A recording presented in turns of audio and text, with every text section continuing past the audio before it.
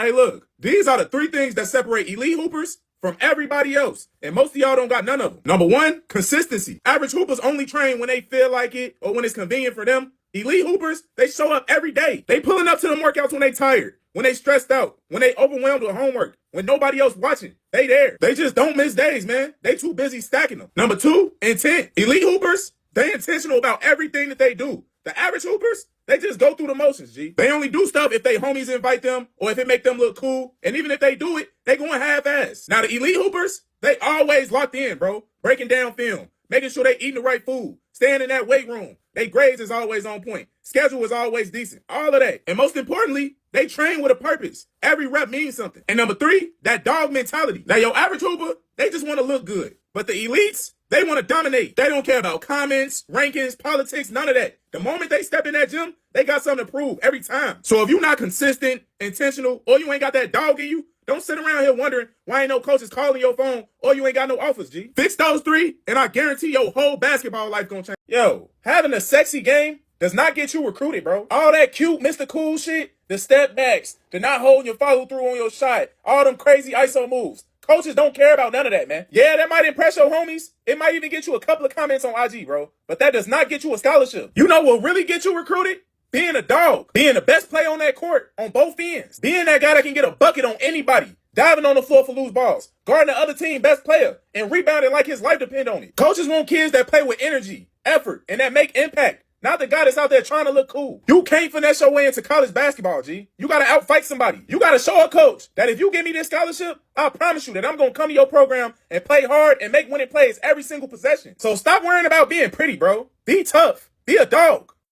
Hey, let me put y'all on game real quick. These are the three signs you got a hater in your circle, and you need to remove their ass ASAP. Number one, they never congratulate you. And if they do, it's a backhanded compliment. You tell them you accomplished something, or you hit a new milestone, and they hit you with that, oh, that's what's up. No energy, no love. That's a hater disguised as your friend. You need to watch him. Number two, they only confident around you when you down. When you winning, they ass be quiet. But the second you slip up or you down bad, now all of a sudden they got jokes. Real friends don't wait for you to fall just so they can feel tall. That's why you got to keep your grass low. Because this guy for sure gonna snake you. And number three, they study you more than they support you. Now this dude really a fan for real. If he could, he'll switch lives with you. Because every little move you make, he watching. Not to learn, but to compete with you. And it ain't nothing wrong with a little friendly competition. But when it's coming from an envious standpoint, nah, G, you gotta move around. Cause they gonna make it seem like they clapping for you and that they there for you. The whole time, they comparing their life to yours. It's a big difference. So just watch who you keeping around in your circles, man. Cause if you hanging around somebody that ain't never accomplished nothing, they gonna be threatened or envious of anybody that has. So cut these people off quick before they drain your momentum or snake you. Having the wrong circle will kill your future faster than any failure ever will. Most hoopers don't fail because they weak, G. They fail because of these three things. Honorable mention, no accountability. Man, y'all blame coaches, teammates, politics. Y'all blame everybody in the world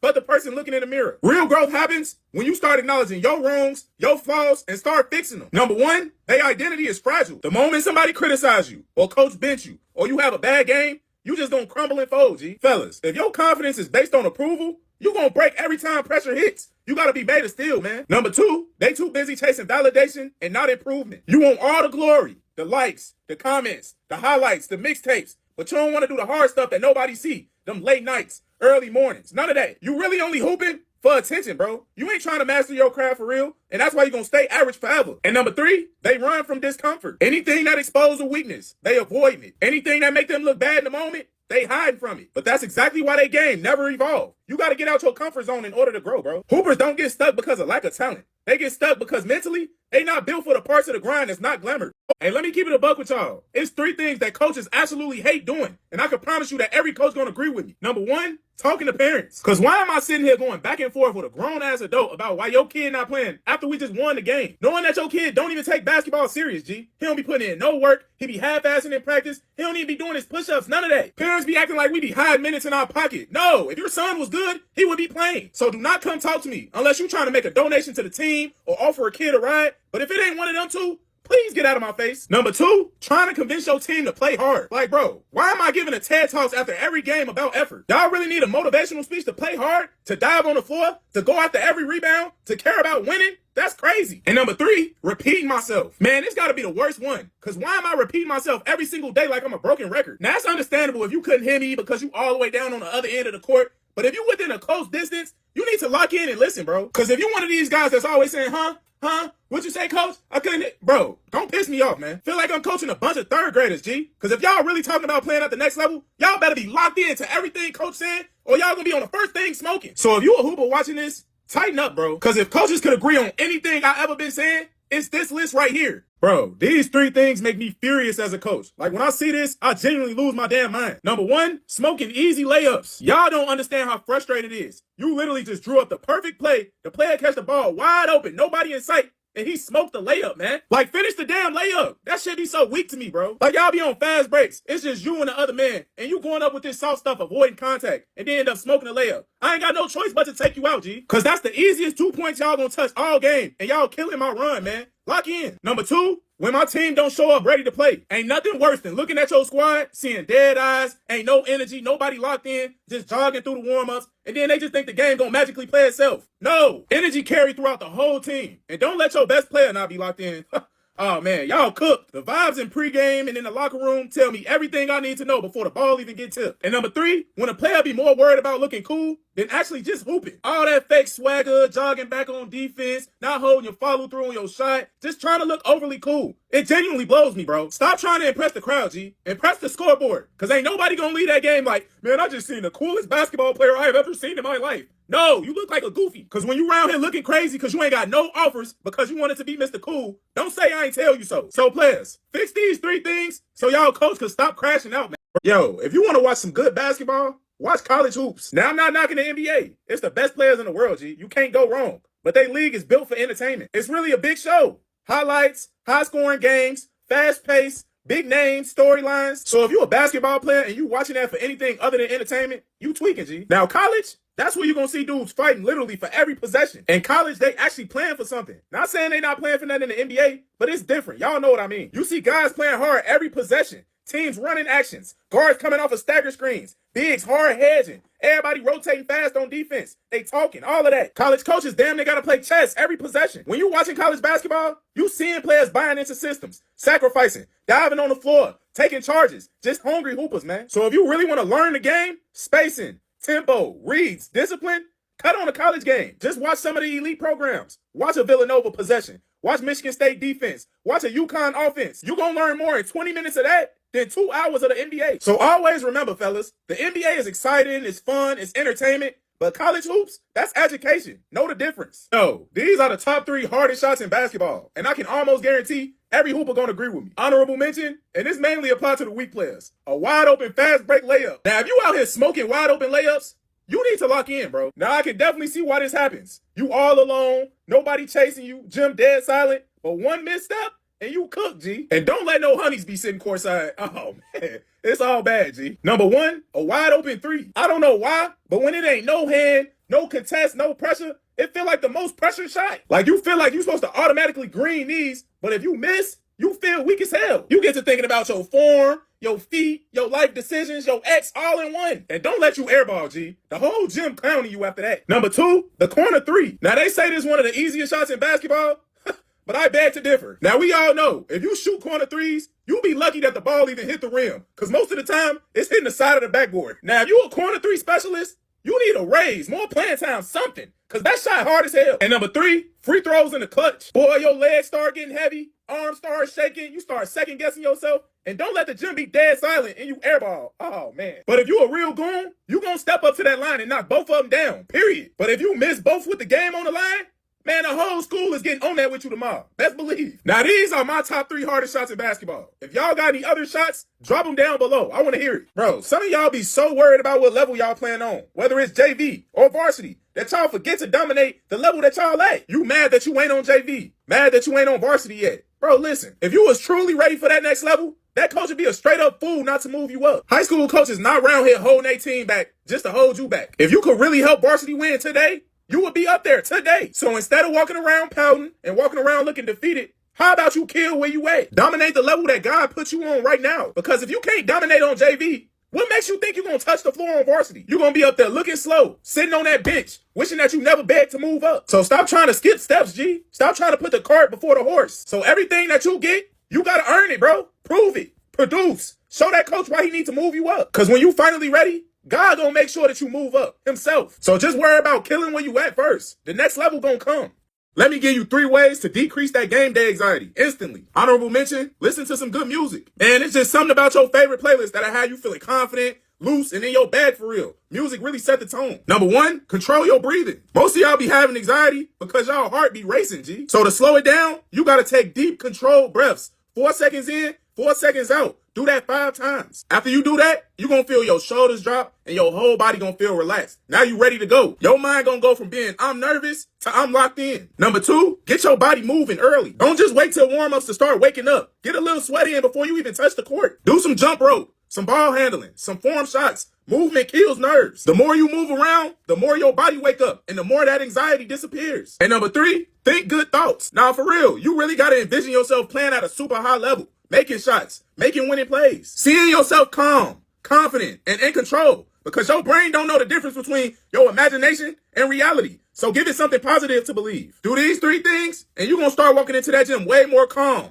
confident, and dangerous. So it's time to lock in, man. Look, if you want a scholarship this year and you want coaches to notice you fast, here are 3 things that you need to start focusing on immediately. Number 1, your energy. And I'm not just talking about no fake hype. I mean sprinting to every drill, talking on defense, clapping for your teammates, showing that you locked in every single rep. Coaches love players that bring the energy to practice or games, regardless if you playing. Them guys are keepers. Number 2, efficiency. Stop trying to do too much on that court, bro. Basketball is a simple game. Stop over dribbling and stop overcomplicating plays. Make the right reads, hit the open man, and knock down the shots that you're supposed to make. Coaches don't want mixtape players, bro. They want guys that can help them win today. And number 3, consistency. Not just one good game or not just one good possession. Everything gotta look the same all the time. Same effort, same discipline, same body language. It's simple, fellas. Coaches will always notice the more reliable players before the talented ones. So you start doing these 3 things, and trust me, brother, you won't have to introduce yourself no more. Coaches don't already know who you are.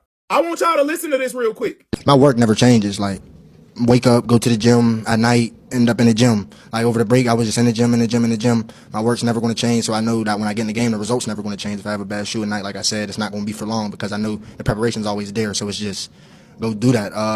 So I would really say what I've been doing these past days is nothing I haven't been doing the whole season. Stay strong with my faith, pray, make sure me and my teammates are connected, and stay in the gym. And I'm glad that y'all get to hear this coming from somebody's mouth that's already where y'all trying to get to. Bro say he was in that lab all day, every day, night in and night out. The work never changed. And one point that stood out to me that he said is that if he have a bad shoe night, he not going to fold because he know the preparation is there. And that's the exact mindset that got him to Arkansas. That's the mindset that Coach Cal recruited. And that ain't something that he learned when he got to Arkansas. That's how he got to Arkansas. And that's where y'all be messing up. Y'all had 2 bad games and then started crying because deep down inside, you already know you ain't put in the work. But when you really live in that gym and you putting in that work every single day, one bad game won't shake you. You know the ball just not falling. And you understand that every day not going to be your day, G. But it's not because you was unprepared. So it's the second half of the season, man. New year, new energy. If you not putting in work outside of team practice, you already losing, bro. So adopt this mindset or stop saying you want to go D1, G. Yo, fellas, here are 3 things every man, young or old, should leave in 2025. Number 1, seeking validation. Man, you a grown-ass man caring about what other people think about you, G. Stop caring about who watched your stories, who didn't text you back, who didn't like your post. Bro, every time you need somebody else to clap for you, you giving away your power. Lock in with yourself. Move like a man who know his worth. Number 2, lazy habits. I'm talking about waking up with no plan, just scrolling all day. Talking about I'm gonna get to it tomorrow, like tomorrow guaranteed or something. Stop being so damn lazy and get up and do something with your life. You can't expect a new life with the same weak habits that you had in 2025, G. Have a morning routine. Fix your discipline and treat your goals like they owe you money. And number 3, emotional reactions. Come on, G. Part of being a man is being able to control your emotions. Stop letting people just get you out of character. Stop crashing out over girls and beefing over little shit. Like, bro, it's really not that serious, G. Move on. A grown man learns how to breathe,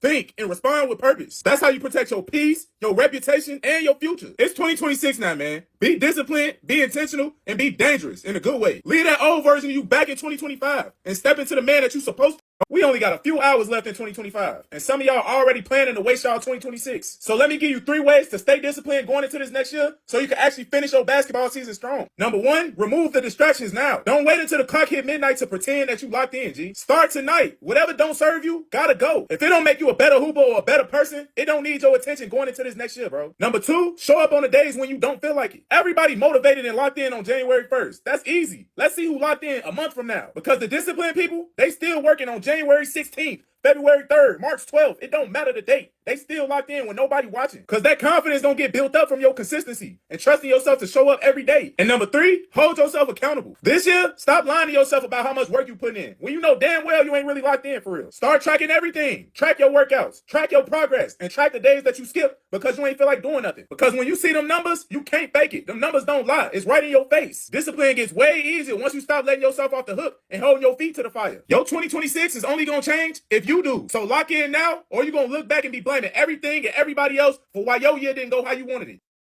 Listen, this is for all my high school hoopers that want to get recruited. If you serious about hooping in college, your IG and your Twitter got to be clean and easy to find. Username should be first initial, last name, and jersey number. Not walk them down 265 or Mr. Do It to him 33. Like, come on, G, lock in. You not a gangbanger and you not a regular kid. You are a basketball player trying to get a scholarship, bro. When a college coach click your profile, all he should see is basketball, family, and you looking presentable. Not you in pictures throwing up gang signs or outside at parties with the gang. Like, bro, you look like you be outside more than you in the gym. Because whether you think so or not, coaches judge that. Get your foot in the door first. Get inside the party first, bro. Then you can do whatever you want to do. But if you a hooper, look like a hooper. As a coach, winning ain't never been that important to me. Enough to the point where I'm letting the kid disrespect me, play with bad grades, show up late, or skip practice and still play just because they good. It ain't never that serious, G. I don't care how talented you are. If you disrespect coaches, got a bad attitude, or you don't handle business, you can't play for me, G. Period. I got standards over here. You on my team, you follow my rules. If you don't like it, you can sit or you can quit. Cause here's the truth. You ain't gonna always be 15 and 16. You're gonna be a grown man one day. And grown men don't tolerate disrespect well. So show up on time, handle your grades, and respect authority. Or this game gonna humble you real quick. Alright, man. It's almost halfway through y'all Christmas break. And you still ain't did nothing, bro? You still laying around like this a regular week off of school. You are not a regular student, G. You a hooper. This is the best time during the season to get better. No school, no homework. You got all day to work, G. But instead, you waking up late, eating junk food, and watching Christmas movies. Like, lock in, G. Talking about you want to go D1. Bro, how? You say you want to start. You say you want to average 20. You say you want to get recruited. But you ain't touched the basketball all break. Man, if your parents got to drop you off at the gym in the morning before they go to work and then pick you up at night, do it. I would rather you sit in that gym all day rather than you just sitting at the crib being lazy, lying to yourself. Stop pretending like you serious and stop saying you want it when your actions say you don't. So it's time to lock in, bro. It's Christmas break, not chill season. Get up and go to work. Hey, real talk. If you a hooper and you starting to feel that pressure from your parents and your coach, that's normal, G. Because pressure is not a bad thing. The only problem is when you let it affect how you play. A lot of y'all out here playing scared, worried about making mistakes or getting yelled at after the game. Like, you can't think like that, bro. Once you start thinking like that, you're not even having fun with it no more. You're not even hooping, G. You just out there playing it safe. So here's how you deal with it. First, focus only on what you can control. Your effort, your energy, your attitude, and how hard you play. That's it. Second, stop letting basketball determine your value as a person. Basketball is not the whole world, bro. You are still a regular human being outside of this sport. So stop putting all your worth into whether you had a good game or if you a good basketball player or not. You bigger than this sport. And last, if you really putting that work in, the pressure won't feel nearly as heavy anymore. You're gonna walk on that court confident because you know you prepared. So stop being worried about what your parents and your coach think. They're gonna be on your ass regardless, G. Listen to me. Do these 3 things, and I guarantee you're gonna start playing more free, even under pressure.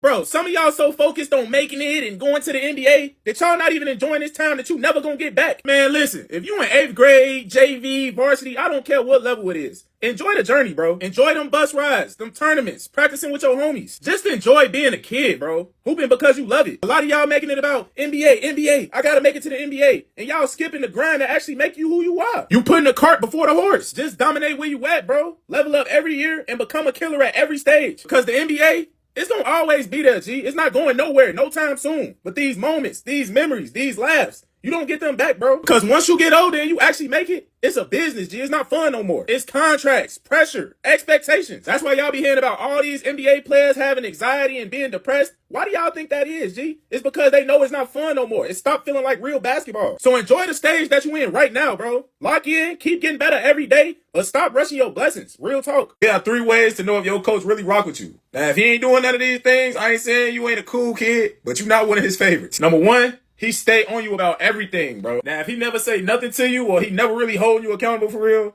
then that's when you should be worried. But if he always on your ass, just yelling at you, always trying to push you, then that means you got his attention. Number 2, you rarely come out the game and he let you play through your mistakes. Now, all hoopers know that's the best feeling in the world when you know coach got your back and he ain't just pulling you for any little thing and you ain't got to look at the scores table every time you make a mistake or you mess up or something, you know? But on the flip side, if he pulling you for every single mistake, G, he don't really rock with you. He don't trust you, G. I'm sorry, but that's the truth. And the last way to really tell that your coach rock with you as if he talked to you off the court. You know, he have daily checkups with you about life and just school and you know what you got going on. That means he actually care about you, bro. Not just as a basketball player, but as a person. So if your coach don't do none of these three things, he probably don't rock with you for real. You're not on his radar, bro. I'm just keeping it a buck. But if he is, you in a good spot, my boy. Look, I don't know if I'm talking to the kids or the parents right now, but both of y'all need to hear this. When did 15-year-olds start getting full arm sleeves and leg sleeves, bro? Nah, for real, G. Like, when did that start becoming normal? When I was coming up, you might have seen one kid with a tattoo. And even then, bro probably came from a tough background or he snuck and got it. Now it's like every kid got more tattoos than a grown man. And I'm not judging nobody. Do what you do. But y'all gotta understand this. Tattoos are permanent, and a lot of y'all just getting them just because everybody else got them. And that's straight up follower energy. If you trying to get recruited, bro, why are you worried about getting sleeves before you even got a scholarship? Your priorities is all messed up. You worried about the wrong stuff. College coaches see that, and unless you really him, they not overlooking that, G. They thinking like, oh, he care more about looking cool than actually getting better, especially if you really not like that. So get inside the party first. Get the offers first. Get the NIL money first, and then you can do whatever you want. But stop ruining opportunities trying to look grown before you even get your foot in the door. All in all, just make better decisions, bro. A tattoo can wait.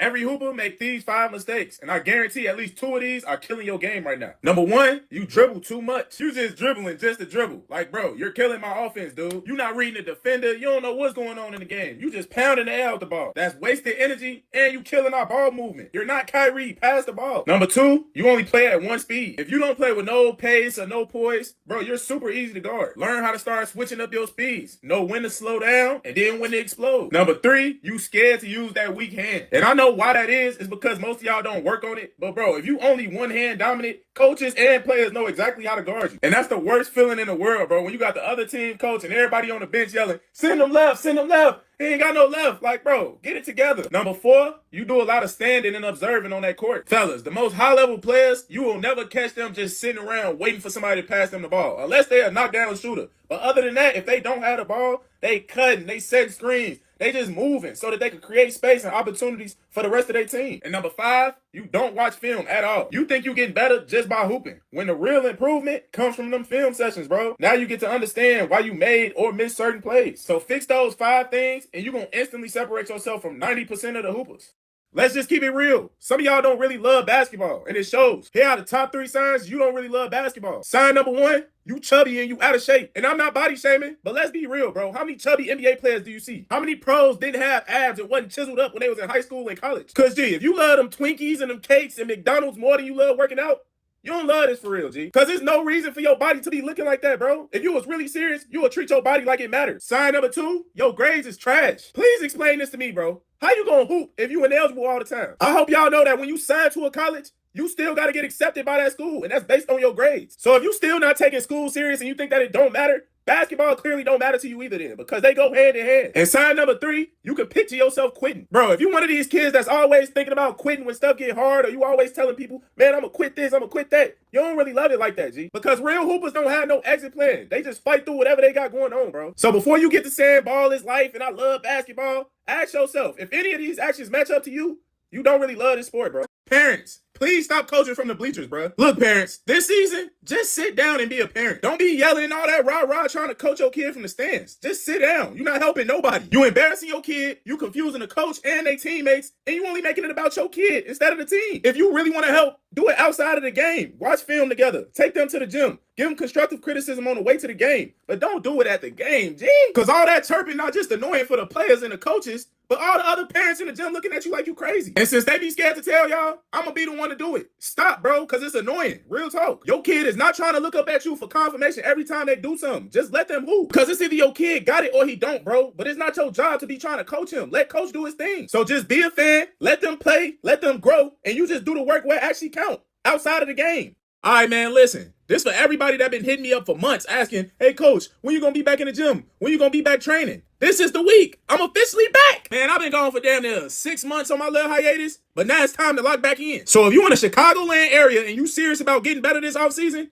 this is your chance. I'm only working with 6th grade and up. So if you somebody that's serious, the link will be in my bio. Spots are limited. So make sure you book yours now, bro, because they will fill up fast because y'all been asking for this for months. It's officially off season. Separation summer right around the corner. This is your time to get better, bro. So if you really trying to get that work in with Coach TDOT, if you really want to elevate your game, don't wait, bro. Book your spot now before it's gone. Man, I'm just super excited. I'm overly locked in, and start next Wednesday, we back in that gym for real. Let's get Listen, if you didn't have the type of AAU weekend that you wanted, that's cool, bro. That's normal. But what's not normal is you letting another week go by without you correcting the exact mistakes that exposed you in the first place. And I'm already knowing, G. A lot of y'all probably had nerves, anxiety, excitement, especially if this your last year of AAU. I get it. But look, man, AAU is about one thing. Week to week progression. Every weekend, you should be showing up a better version of yourself than you was the past weekend. And that's why I keep telling y'all, stop relying on team practice to develop you. 2 practices a week ain't moving the needle, bro. You should be in that gym every day, even on the days when y'all got practice, putting in reps, working on the stuff that you struggled with the past weekend. So now when it come game time, you're not just hoping that you play better. You ready to redeem yourself because you know you already put the work in. Use every weekend as data, bro. Fix it,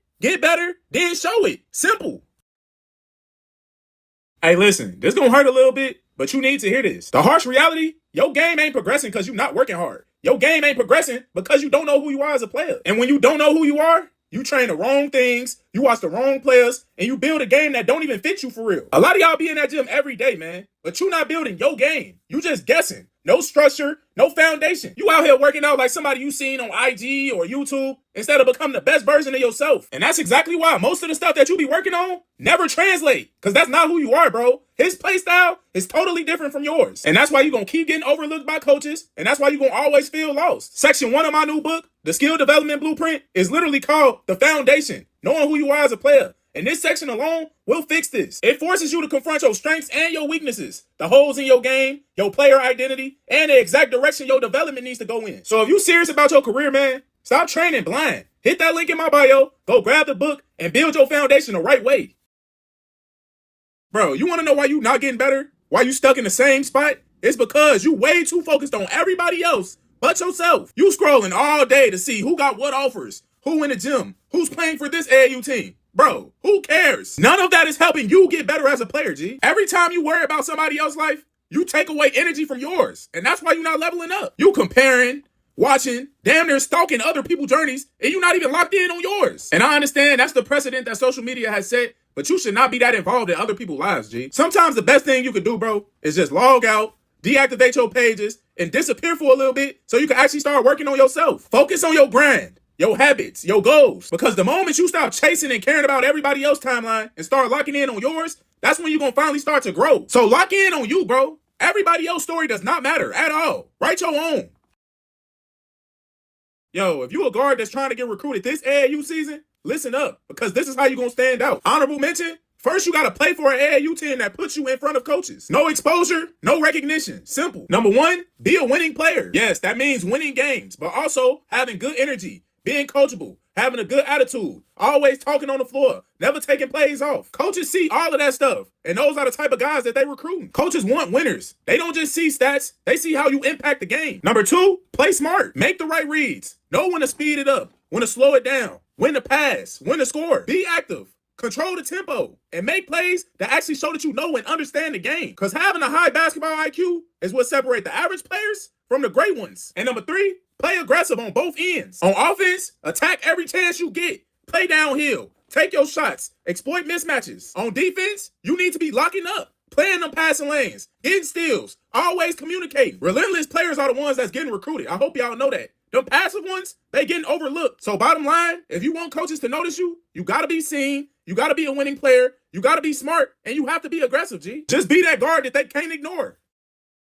Hey, real talk, the kids who end up making it far in this sport, 9 times out of 10, they got something that you don't. And that's a support system. They got a dad that rebound for them and that take them to every workout. They got a mom that's at every game and that drive them to every practice. Somebody behind the scenes making sure that they eat, sleep, and show up. But some of y'all just don't have that. And I just had a kid DM me telling me that his parents never like taking him to the gym. His dad don't like rebounding for him. Never like taking him to workouts. And that's real. That's a lot of y'all. But listen, if that's you, that don't mean that you quit. That just means that your path is a little harder. It just means that you got to be more creative, more disciplined, more locked in than the kids that already got help. So if your parents don't want to drive you, then walk or find a ride. If they don't want to rebound, then you shoot around, run, and get your own rebound. If they won't let you go to the gym today, then you got to start acting ahead of time. Go in the backyard, the driveway, the basement. Work with what you got. But the last thing I want you to do, G, is sit around crying about what you don't have. You still living in their house, so you got to respect their rules, G. But find a way. Because once you start taking off, I promise you that support going to magically start showing up. So until then, stop blaming, stop complaining, and start grinding.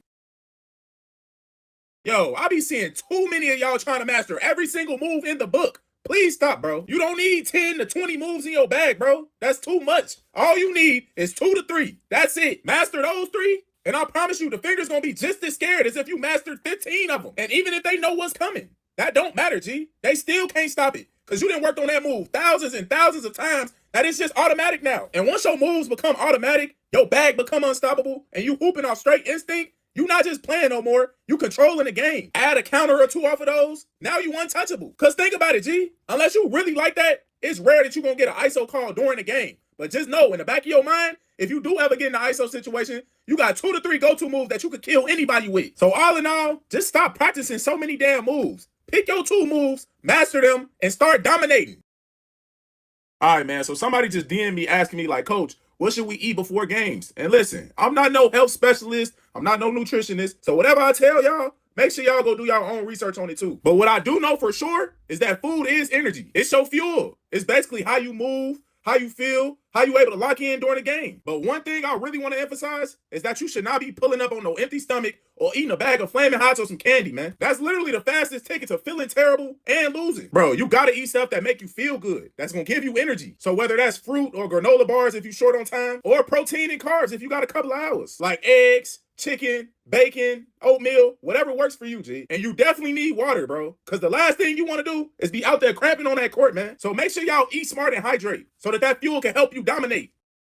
Yo, real talk, stop comparing yourself to everybody, G. What God got for you is for you, bro. Your story, your journey, it ain't supposed to look like everybody else's. Because I see y'all do this all the time, bro. Comparing offers, comparing rankings, comparing accomplishments. And now you feel like you ain't good enough or that you behind. That ain't it, bro. Focus on your mission. Stay in that gym. Stay in that weight room. And just keep putting in the work every single day. That's all you need to worry about, G. Be grateful for what you got. Because I'm going to tell y'all right now, bro. Comparison is the thief of joy. Real talk. Worry about your grind, your blessings, your story. Don't get caught up in what everybody else doing, they offers, they accomplishments, none of that. Because by doing that, that's only going to bring you envy and anxiety. And those are the last 2 things that you want as a man. So stay locked in, man. Stay on your path. Trust the process and keep working. Because what's yours will come to you. I promise. So just focus on you, bro. All right, bro. I'm going to need y'all to stop doing this, G. After y'all get done hooping, practicing, working out, I'm going to need y'all to stop coming home and laying right down on the couch, hopping on the game, just scrolling on your phone, and you still funky, man. Bro, the first thing you need to do when you walk in that crib is drop your bags down and take your ass to the shower, man. Because, G, y'all too damn old to be walking around 16 years old smelling like Jewtown Polishes before practice even start. That is unacceptable, bro. There's no reason you should be smelling like a basket of onions in warm-ups, G. That just means one of 2 things. Either you don't use deodorant or you not showering, bro. And if that's the case, your ass need to grow up, man. Because I don't know no girl that's going to be messing with you and you smelling like struggle, folks. So start putting deodorant on. Real deodorant. Not just spraying cologne on top of must. That is a lethal smell too, G. And from now on, when you start getting home, don't touch the bed, don't touch the game, don't touch the couch. I need you to hop straight in that shower, man. And you wondering why your bed stink. It's because you stink. And look, if you need real daily habits so you can stop being a funk bum and actually move like a young man, go grab my second book, G. Daily Habits and Discipline. Link in my bio. So before you become a man, you gotta have the right habits, G. Because being musty ain't it. Yo, parents, listen up. Sometimes, no matter how much training you get, how much AAU they play, how much school ball they play, your kid can still suck. And it's not you. It's not that they not trying. Basketball just may not be their sport. And that's just the God honest truth. Like some kids are just more naturally gifted than others. They get the game. They feel it. They was just born like that. But the kids I'm talking about, they can grind all day. They can practice as much as they want. But it just ain't gonna never click for them. And that's okay. Because as parents, you can't force it on them. Don't try to trap them in something that's breaking their confidence and wasting their time. Recognize it early and keep it real with your kid. You ain't gotta crush their spirit, but let them know, like, man, I ain't gonna lie, we're gonna have to move on to something else because basketball just ain't it. But once you tell them that, now you gotta find out what they do love, what they into, what they actually good at, and then let them thrive there. Because basketball ain't for everybody, bro. And that's fine. Because if your kid ain't got it, they just ain't got it, man. Help them grow in another area. That's love. That's how you instill real confidence in them. Real talk. So parents, please stop forcing this game on y'all kids, man. If you notice that they terrible, pull them out and let them shine where they belong. Yo, here are 3 signs that your coach really rock with you. Part 2. Let's get it. Number 1, he give you pointers that he don't give nobody else. If a coach really rock with you, G, he gonna keep you in a loop. He gonna give you pointers on how to score more points in the offense, when the lineup changing, if practice gonna be hard tomorrow, what he need from you the next game. Coaches don't be giving that info to just anybody. So if he doing that, just know that he rock with you and he trusts you. Number 2, he protects your name when you're not in the room. He always vouching for you, no matter the situation. If a parent complaining, he shut that down. If a teammate hating on you, he shut that shit down too. He defends you even when you messing up because he know who you are and he know what type of player you can become. So just know if he doing this, he really rock with you, G. Because coaches don't go to war for players they don't really mess with. And number 3, he challenge your mentality. He ain't letting you get away with nothing. He checking you on everything. When you unfocused, he gonna get on your ass. When you lacking discipline, he gonna let you know about it. When your attitude all messed up, he gonna sit you down, talk to you, and get your head right. And this is not a punishment. This is an investment for him because he know your potential. He know what type of player you can be if you just had a little bit of structure. Because coach is not doing this for everybody. He only pushing the mentality of the players that he actually believe in. So if your coach doing any of these 3 things, he rock with you heavier than you think. Yo, here are 3 bad body language habits that you have that you need to fix today. Honorable mention, walking to the end of the bench when you get subbed out. Bro, stop doing this. I don't care how mad you are. I don't care if you've been missing shots all game. If you got subbed out for making a mistake, or if you feel like you should still be out there on the court, that long walk you making to the end of the bench is loud without you even saying a word. Because it tell everybody that you an emotional player, you only care about yourself, and you not trying to be a part of the team. Number 1, you don't look your coach in the eye when he talking to you. Bro, when the coach is correcting you or trying to tell you something, and you staring at the floor, looking all into space, looking at everything but him, that's a problem, G. Because even if you don't mean it as disrespect, it still look like you don't care. And if a coach feel like you don't care, he not gonna care, and he gonna stop investing in you. Making eye contact shows that you actually locked in, you listening, and you trying to get better. Number 2, slouching on the bench. And this one gotta be the worst out of all of them, because when you sitting slouched down on the bench, arms crossed, head down like you just gave up on the game, bro, that energy travels throughout the whole team. Because it looked like you just checked out, bro. It looked like you only engaged when you playing. So just remember, man, bench body language matters just as much, if not more, than your play on the court. And number 3, not cheering for your teammates. Because this one exposed everything. Because if your teammate just got a bucket, or they just got a big stop, or they just made a winning play, and you just sitting there silent,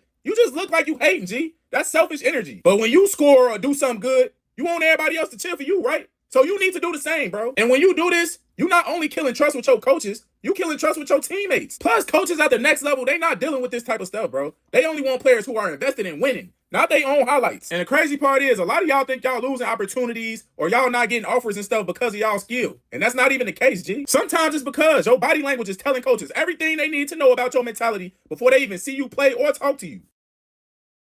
All right, parents, let me put y'all on real quick. If you notice that your kid got a real passion for hoops and you want them to go far, you're going to have to get a little crazy. Because every kid that I ever saw make it, whether it was D1, NBA, overseas, they had at least one parent that was off their rocker. They was super involved, super locked in, didn't care what no other parents thought. Because early on, your kid don't know what it takes. You got to be the one to wake them up at 5 a.m. to go work out. You got to be the one to make them stay after practice to lift weights, get up extra shots, or do a little bit of extra conditioning, even when they don't feel like it. And yeah, other people might think you're doing too much. Who cares? Your kid might even think you crazy. But you always got to remind them to keep the mission in mind. This is all a part of the process. And all those kids that make it, they parents sacrificed. They treat them like a young pro before they even become one. So if you really want your kid to go far, you can't just hope that it happens. Somebody in that house got to be obsessed. Somebody got to be on top of it. That's the truth. Listen, it's cool to be obsessed with grinding. You know, getting in more workouts, getting up more reps, more shots. But brother, you have to get your rest to avoid burning out. Because the real truth is, rest is actually where you start to level up. Because you could be lifting all these weights, hooping for hours, but if you never resting and recovering, how are you ever going to get better or stronger? Your mind and your body don't get sharper by pushing it past exhaustion. No, it gets sharper when you let it reset. Because all that working with no recovery is going to make your body always feel sluggish, G. So sleep, stretching, or even just taking a day off the court is what's going to help your body lock in that work that you already put in. So if you want to be super explosive, you want to have that ball on the string, you want to be a sniper level shooter, bro, you have to get some rest, man. Don't take your rest for granted, bro. Grind smart, but recover smarter.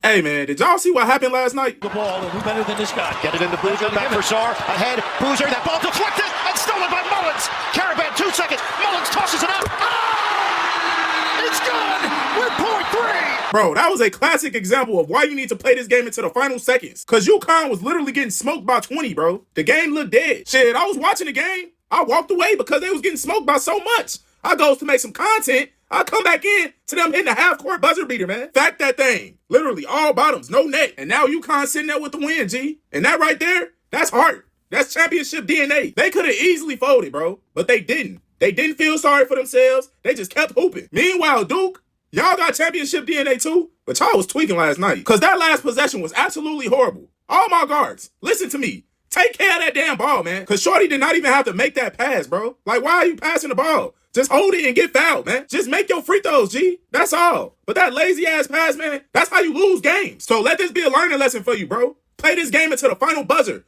Value every possession. And stop acting like the game is over with before it really is. Cause champions secure the win.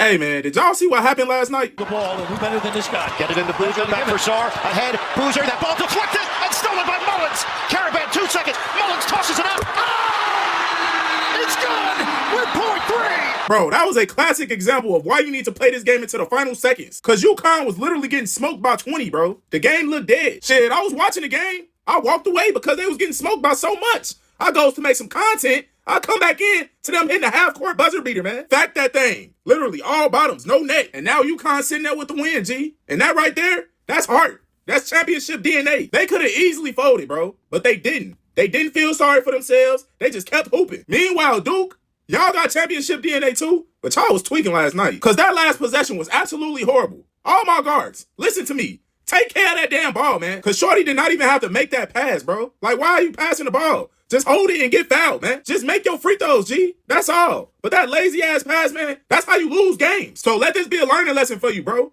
Play this game until the final buzzer. Value every possession. And stop acting like the game is over with before it really is. Because champions secure the win.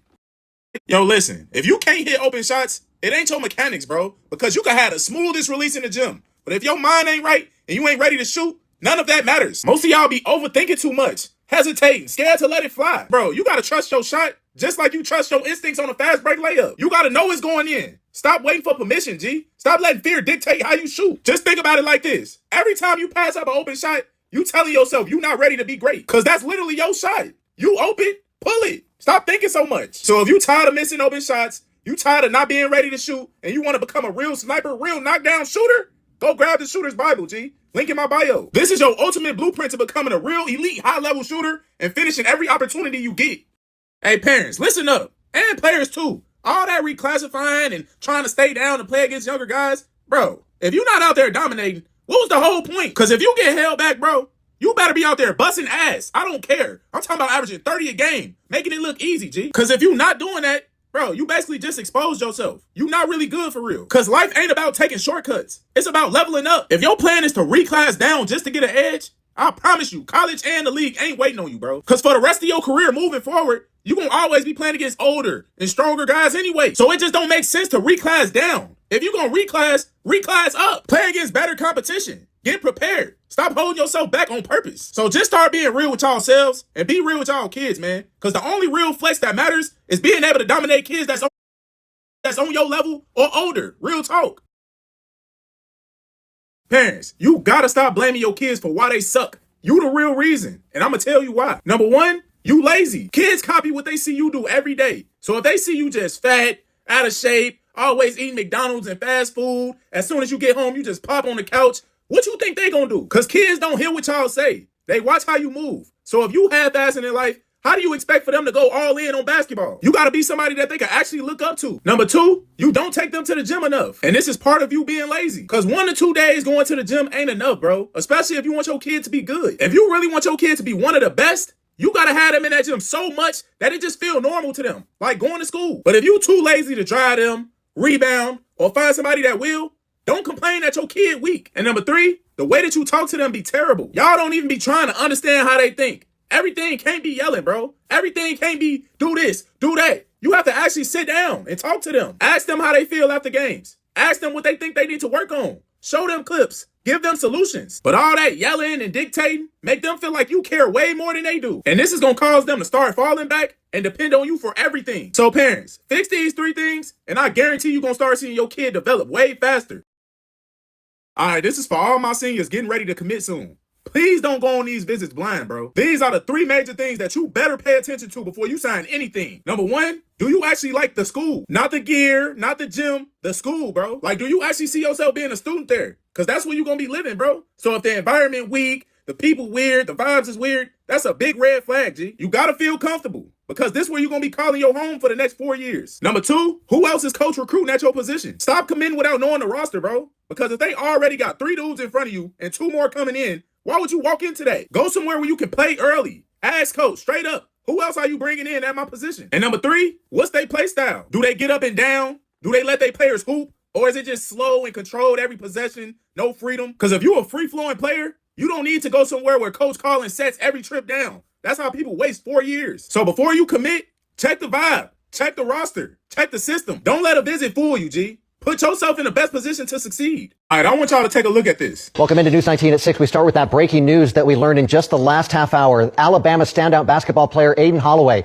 is no longer with the team, according to ESPN's Pete Thamel. University officials say that Holloway has been removed from campus after being arrested on those drug charges from Monday this morning. Tuscaloosa police say that they recovered a pound of marijuana, drug paraphernalia, and cash from a home in the 400 block of 30th Avenue East in Tuscaloosa. Holloway was taken to the county jail there and has since been released on a $5,000 bond. His charges are felonies. That's a big blow to the Tide right now, who are set to take on Hofstra in the first round of the NCAA tournament. Bro, I literally just made a video last month talking about how weed ain't for hoopers. And a lot of y'all tried to hit me with that, well, KD smokes, or I just smoke to relax. Now look what happened, bro. This kid is one of Alabama's best players, and he just got caught with over 2 pounds of weed. I don't care if he was selling it or smoking it. He literally just ruined his shot at winning a national title and potentially going to the NBA. And he may even be cooked in terms of transferring, because top coaches, they not risking their program for a kid that do drugs. And this ain't just no random story. This is the Division I basketball player we talking about. This could have been any one of y'all. So I say all of that to say, if y'all trying to play at the next level,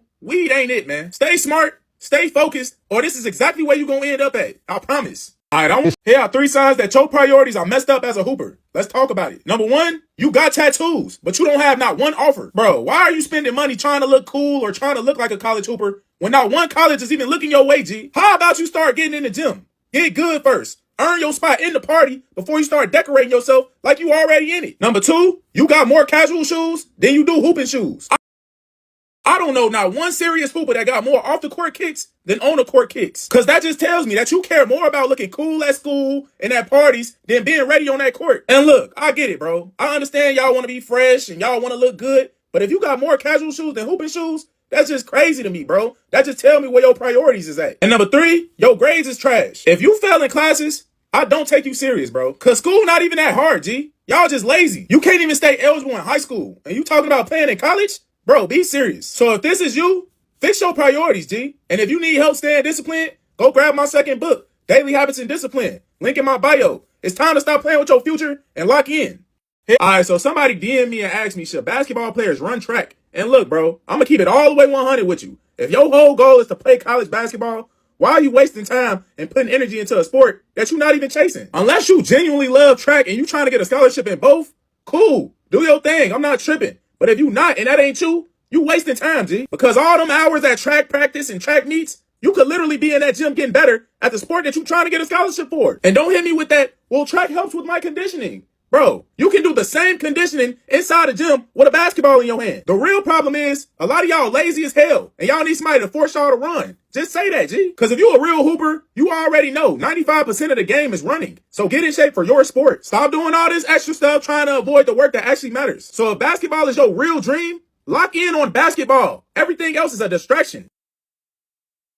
Hey parents, listen up, because this is exactly why y'all kids don't listen to nobody. Not they coaches, not they teachers, not even y'all. It's because y'all don't listen. Y'all hop in my comments every single day trying to argue about something that I already explained in the first 10 seconds of the video, man. Bro, I make sure I speak very clear and I make sure I cover every single angle so that there's no misunderstandings. But y'all don't listen to the full videos. Y'all hear one sentence, then y'all hop in the comments and start typing like y'all trying to win an argument that don't even exist. And then you wonder why your kids don't listen and follow directions. They learn it from you. Because if you grown as hell and you make a comment in my comment section, at least make it a real point, G. Don't just be commenting shit just to comment something, man. Because most of the time when y'all try to disagree with a point that I said, it's something that I already addressed in the beginning of the video. So slow down, listen, and think before you actually type something, man. And I understand, if you got a disagreement, you're going to want to voice it in the comments, because that's what the comment section is for. But at least make sure it's valid, G. Because them same bad habits that y'all got online, I hope y'all know y'all passing it to y'all kids in real life. So parents, I ain't saying that y'all can't leave comments, but just be better, man, and start listening. All right, so somebody just DM me and asked me who was the best high school players I ever seen in person. And listen, I'm from Chicago, so I'm finna give y'all some real Chicago legends. First, my honorable mention is D Rose. The first time I ever seen D Rose play in person, I was in first grade, G. I will never forget it. My pops was a coach, and they played Simeon in a summer league game at Moody Bible College. And me, I was a shorty, so I'm just running around playing in the stands, and all I'm hearing everybody talk about is Pooh this, Derrick Rose this, Derrick Rose that. And I didn't know who that was or what they was talking about until I just seen him fall out of the sky. And my pops and them was in the zone. And all I saw was them throw a lob pass across the 1-3-1, and he dunked the ball so hard that it shook the whole gym, G. And as a little kid, I ain't know too much about the NBA, but I knew he had something to do with it. That brother was gonna make it. Yeah, D Rose was special, G, from an early age. Number one, Jabari Parker. If you from the city, you already know, G. Jabari was really like that. 6'9", with skills like a guard, long arms, super light on his feet, crazy athletic, and he would dunk the shit out of you. By his junior year, it wasn't even a debate no more, G. He was the number one player in the country, and everybody knew he was going to the league. Jabari for sure top 5 Chicago high school players ever. Number 2, Jahlil Okafor. Folks was a real life man child. 6'10", 6'11", soft hands,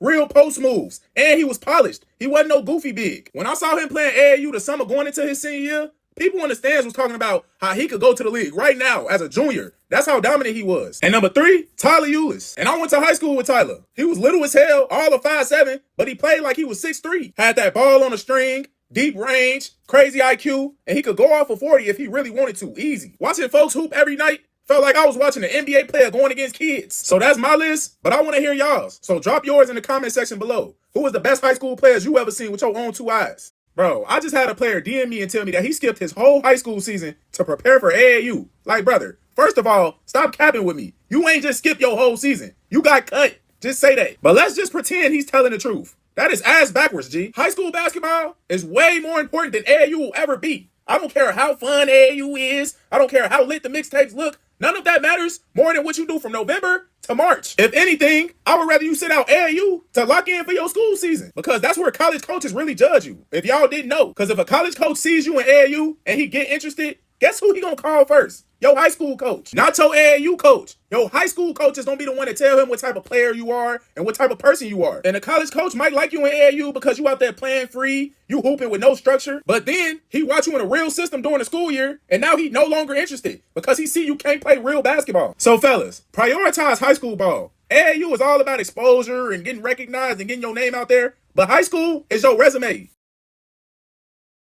Here are 3 signs that your coach really rock with you. Part 3. Number 1, if he ever gave you a ride home and fed you. If your coach ever did this, he rock with you on a whole nother level, G. Because he didn't have to do none of that. He could have just dropped you off and kept it pushing. But nah, he stopped, got you a little Wendy's, made sure you was good, made sure you ain't go home hungry. He a real one. Because best believe, coaches do not do that for everybody, bro. They only do that for kids that they like and kids that they see something in. Number 2, if your coach pull you to the side after a game, win or loss, and talk to you individually, yeah, he rock with you, G. Because coaches are not wasting energy breaking down stuff to somebody that they don't believe in. If he giving you game, correcting you, encouraging you, or even congratulating you, he see potential in you, bro. He actually wants you to get better. And number 3, he crack jokes with you. Because I'm going to tell you this. Coaches do not joke with players that they don't like. So if he clown you a little bit, laugh with you, he let you get your clapbacks here and there, that's love. That's a relationship. That's trust. So if your coach ever do any of these 3 things, congratulations. You in good hands. And your coach really rock with you for real.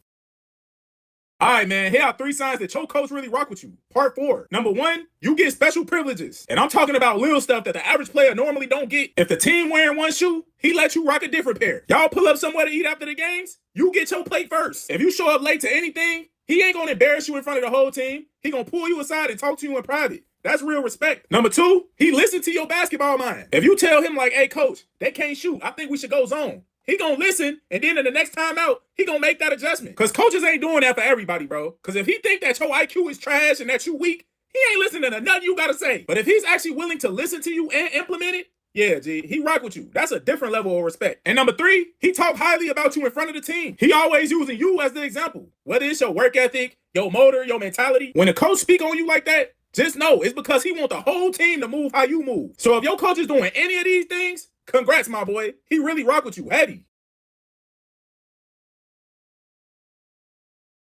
All right, man, listen up. These are 3 things that young men need to stop doing today. Honorable mention, stop acting zesty. And I ain't got nothing against people that swing that way, but if you don't, stop acting like that, G. And I know y'all be watching Rakai and all these other streamers act like that, But that's not it, bro. I don't know who told y'all that shit is cool. You gonna be a grown ass man one day with a wife and kids. So imagine if they knew that you was acting like this right now. So if you swing that way, be that. Fully express yourself. But if not, quit the act, man. Number one, stop asking for free stuff. Bro, don't ask for no free trainings, no free food, no free clothes, no free shoes, nothing. Because nothing in this life is free. So if somebody give you something for free, expect the cost later. You're going to be a grown-ass man one day still with this same mentality asking people for free stuff. When instead, you should have the mentality that you should pay for everything that you get. Stop expecting handouts and go work for it. Number two, stop being fat. Bro, it's 2026. There's so much info out there on how to get in shape. It's literally no excuse. Stop eating all that garbage. Start moving. Lift some weights. Do some cardio. Do something, man. Because how you expect for a girl to ever like you if you fat, G? And I ain't trying to hear none of that. Well, there's somebody for everybody. Man, you can miss me with that. Because what type of girl you trying to get? Because I don't know no pretty girls that's out here in the gym and taking care of themselves, checking for no fat dude. Unless his pocket's fat. So take care of your body, man. Not just to be attractive, but so you can live long. And number three, stop disrespecting adults. Your parents, your elders, because they the ones doing everything for you. So if you out here disrespecting them, you done lost your damn mind. That's just crazy to me. And even if they not doing everything for you, you still need to show respect. Because one of the biggest traits of a man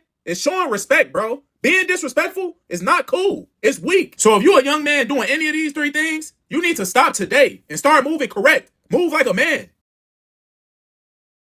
All right, bro. Here are three things that every young man needs to hear. And I'm not sugarcoating nothing. Number one, nobody is coming to save you, bro. A lot of y'all sitting around waiting for a handout. Waiting for somebody to motivate you. Waiting for somebody to believe in you. Nobody's walking through that door, brother. People could care less about what you got going on. And they damn sure not trying to help you become successful. So the quicker you realize that, the quicker you're going to become dangerous. When you finally realize that it's your job to build yourself, your confidence, your swag, your body, your bag, everything changes, G. Number two, discipline hit way harder than motivation. Stop thinking that you always need to feel good in order to do some work, bro. The dudes that you look up to, they not consistent because they motivated. They consistent because they disciplined. They show up tired. They show up irritated. They showing up when nobody is clapping for them. But that's what separates the boys from the men. And number three, elevation requires separation. You cannot level up hanging around bums, G. Or people that's comfortable staying where they at. Some of y'all losing years of y'all life because you scared to outgrow the people around you. When God remove people out of your life, it's not a punishment, it's promotion. Protect your energy, bro. So listen, man. Take these three tips and actually apply them.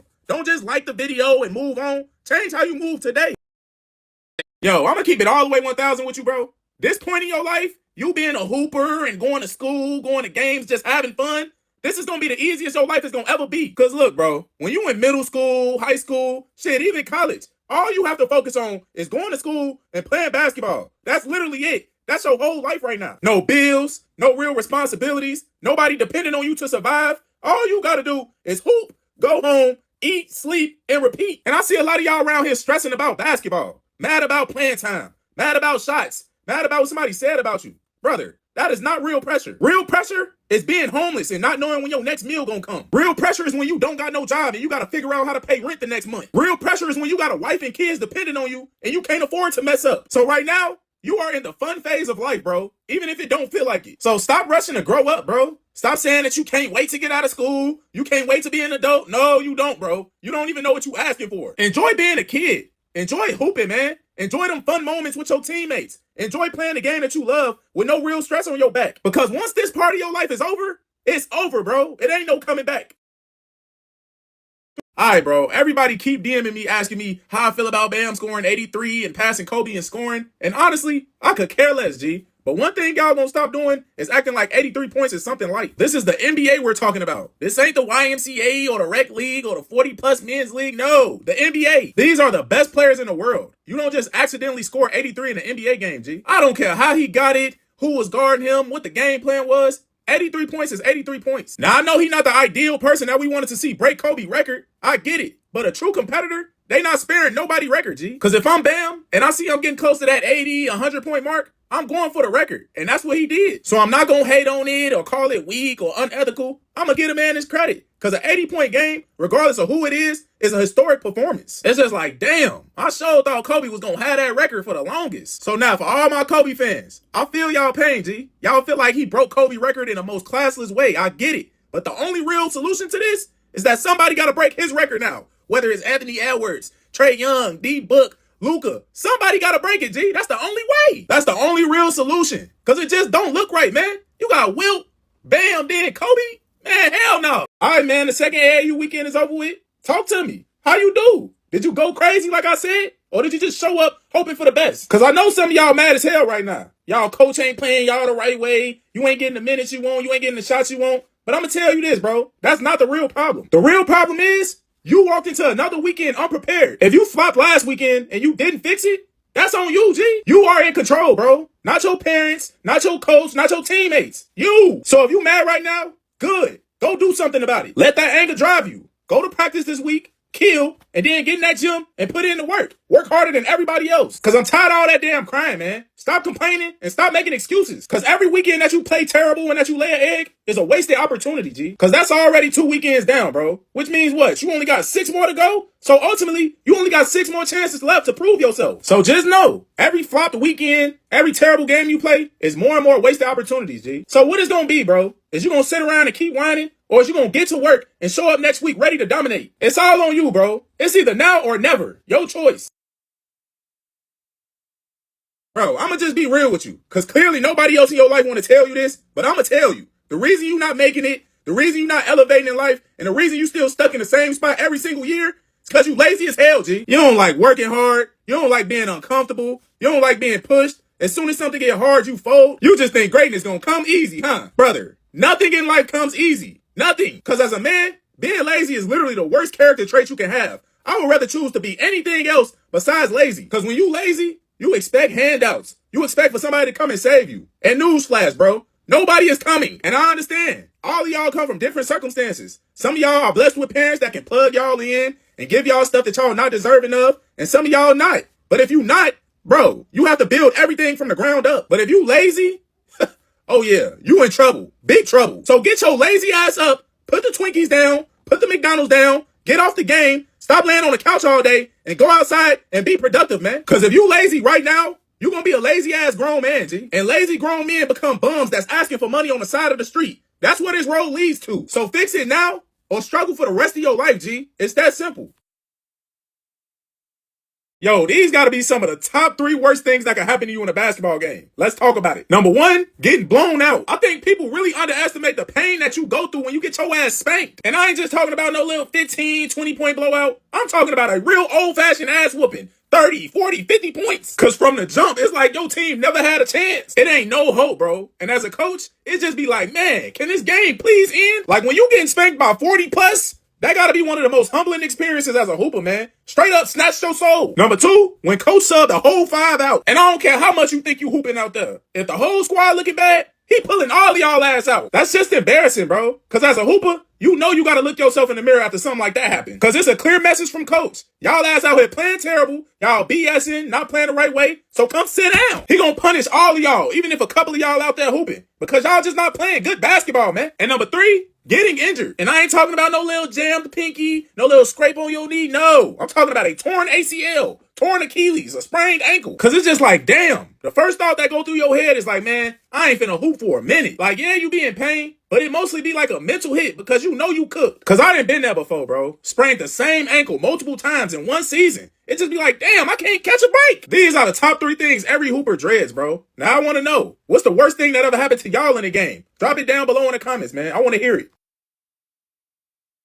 Look, I'm going to just keep it real with you, bro. If you're not where you want to be in life, whether that's basketball, school, money, whatever, you just got to do more, G. You're not doing enough. And I know you feel like you trying your hardest, but trying ain't going to cut it, bro. You got to start doing. Because I hear it all the time, man. Oh, I should be here. I should be there. I should be getting this many shots. I should be getting these type of offers. But what are you actually doing on a daily basis to get that outcome? Because if you failing in school, you're not studying enough. You're not doing your homework. You're not talking to your teachers. If you're not where you want to be on the court, you're not training enough. You're not getting up enough shots. You're not in the weight room enough. You're not doing enough conditioning. And if your life not moving how you want it to move, you're not working enough. Period. Because no successful person that I know got there by luck. They put the work in and God met them halfway. It wasn't no accident, G. So if you want more out of life, you got to stop being so comfortable with being average and go do more. Hey, man, did y'all see this? This team's still defending just as hard. Another turnover. Joe. He escapes and he jams. When they go to the bench, there's no let up. Oh, my God. Another steal. Wallace. Williams. No. Rebound up and down. But tonight, man, wow. Another steal. Enough. Look at the diving Wallace. Enough. Let's not make Ronnie James try to handle against Case and Wallace. Anybody but Wallace. And look, this is exactly why I tell y'all that working on your ball handling is not optional. You cannot be a guard, G. I don't care what level you play at. Bringing the ball up the court and getting stripped 3 times in a row? Man, I don't care who guarding you. I don't care if it's a lockdown defender, bro. Your job as a guard is simple. Secure the ball and get the team into the offense, man. Because if you can't even get the ball across half court clean, you ain't ready, G. Real talk. And I need y'all to understand, this is exactly what happens when you don't train your handles daily, G. Your ass gonna get exposed fast. So here's y'all warning for all my guards. If y'all serious about this game, y'all really trying to play at the next level, you need at least 10 to 15 minutes every single day working on your handle, man. No excuses. It should be to the point to where nobody even thinking about taking your ball. So if you really want to elite handle, but you don't know how to train it the right way, go grab my new guide, bro. The handle system. Link in my bio. Stop guessing and start building your game like a real high-level guard. Man, all Coach Carter was asking was for them to get a 2.0 GPA, man. And them parents was going on strike. Like he said, they had to get a 4.5 or something, man. Like a 2.0 G. Man, they was round there about to cancel Coach Carter, man. Just because he wanted them boys to get a 2.0. Man, y'all something else, man. They wanted that man fired because he put chains on the locks because they ass was failing. Like, getting a 2.0 is just barely passing. That means you got all C's. All he wanted them to do was just at least get C's, and the parents had a problem with that, man. See, all this entitlement and shit, it started back with Coach Carter, man. When Coach Carter came out, that was when the basketball landscape started changing. That's when parents started being soft and shit. You could tell in the movie. Come on, man. I'm telling y'all, folks, them parents wanted to get Coach Carter up out of there for a 2.0 GPA, G. That shit crazy to me, man. Man, all trash talking is getting a mental edge over your opponents, G. You could say anything that's gonna throw them off. Now, I wouldn't advise y'all to be talking shit to the wrong person or trying to get personal with y'all trash talk. Don't do that, because you're gonna run across the wrong person talking crazy. He either gonna take it out on you on the court, or he gonna smack all type of teeth out your mouth, G. But if you talk trash to the wrong person, G, it could end ugly, Jack. I'm trying to tell y'all, man. So watch who y'all talking crazy to on that court. Watch who y'all trash talking, because if y'all talk trash to the wrong one, it's gonna be ugly, man. All trash. I seen Jeremiah Fears play in high school, folks. He was a great high school player, and he was only a sophomore when I saw him playing in high school. But the fact that he's like coming off the bench in the NBA, but he's still capable of scoring 40 points, just show you how good you gotta be to play in the NBA, man. I wouldn't even advise y'all to like watch Jeremiah Fears, G, because I just remember how good he was in high school. Like, some of y'all not even gonna be as good as him as a sophomore in high school by y'all senior years, man. And it's not even that I'm trying to down y'all. It's just like, that's just how good is in the NBA. So when y'all be like, Coach, who in the NBA should I watch? Like, I'm a smaller guard. Like, I would say like a Jeremiah Fears type of player, but man, that was something special in high school, man. You gotta be special. I don't think y'all really understand like how special you gotta be to play in the league, man. That shit is different. It's a 0.1% that y'all gonna make it to the NBA, man. You feel me? That is what I want y'all to get to, y'all. It's a 0.00001% chance. It's only 400 people in the NBA. It's a billion playing the basketball right now, man. Like, I don't think y'all feel me right now, folks. I seen Jerry. If you would have told me 5 years ago that these 3 players was gonna fall off and never be superstars, I would not have believed you, G. Number 1, Ja Morant. Folks for sure had superstar potential. If he ain't peaking his 3rd year and he ain't get caught with all them guns and stuff, he would have damn near been the face of the league by now. Like, he definitely tweaked, G. All the off-the-court issues, the gun stuff, and on top of that, he still can't shoot. And I'm not talking about guns. I'm talking about his actual jump shot. And ain't no team even thinking about building around him with all the stuff he got going on. And plus, he down there at 25, 26 years old. He done already hit his ceiling, G. And that's sad, but it's the truth. Number 2, Zion. If his eyes would have stayed on the right trajectory, he damn near could have been the next Bron. No doubt. High school phenom. College highlights was crazy. Then that NBA life hit. Now he can't stay healthy. He always injured, never in shape. And then off the court, I don't even want to get into that. And him being in New Orleans ain't helping either. But that potential face of the league shit, that's gone, bro. We done already seen the best of Zion. He's not getting no better. And number 3, Ben Simmons. Now his fall off gotta be studied, G. Cause to go from being compared to LeBron and Magic Johnson to becoming a professional fisherman is crazy, man. He never fixed his shot, never got better. He got paid and just got comfortable. And to become a fisherman mid-career, yeah, we already know he checked out. We may never see Ben Simmons again. He by far got to be the biggest case of wasted potential in NBA history. And man, it's just crazy because all 3 of these dudes had the potential to be some of the greatest players we've ever seen. But they just didn't live up to the hype. Had all the talent in the world, all the gifts, but they just didn't take this shit serious, man. And stopped getting better.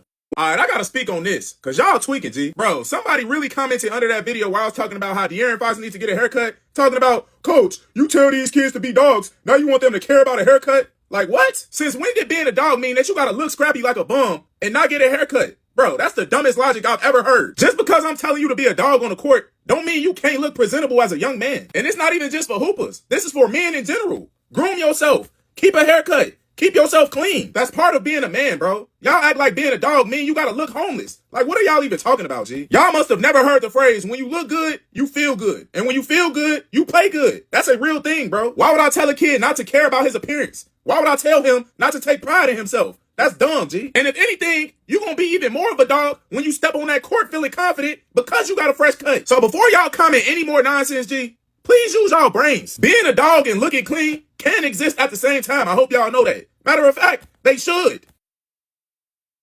Hey, y'all keep DMing me asking me how I feel about Ayo scoring 43 and if I'm surprised. And if I'm being completely honest with y'all, I'm not surprised at all. Because if you from Chicago and you really know hoop, you already know this game wasn't luck. Ayo been built for this. This game was just preparation, meeting opportunity. Like, he ain't just wake up and have a crazy game. Ayo been putting in work. Been in that gym, faithfully, just waiting for his moment. And this is what a lot of y'all need to understand about basketball and life. Your opportunity is not going to announce itself, G. It's going to show up when somebody get hurt or somebody go down. Then your number get called unexpectedly. Now what you going to do? Because if you're not ready, that could be it for you, bro. You may not never get another chance. And that's why I always tell y'all, stop complaining about minutes, stop sulking about your role, and stop checking out early in your development. Because your breakout moment might already be scheduled. You just don't know the date yet. And when it do come, you better be ready for it. Ayo was ready for it. So that's the lesson, G. Stay ready so that when your moment do come, you can rise to the occasion.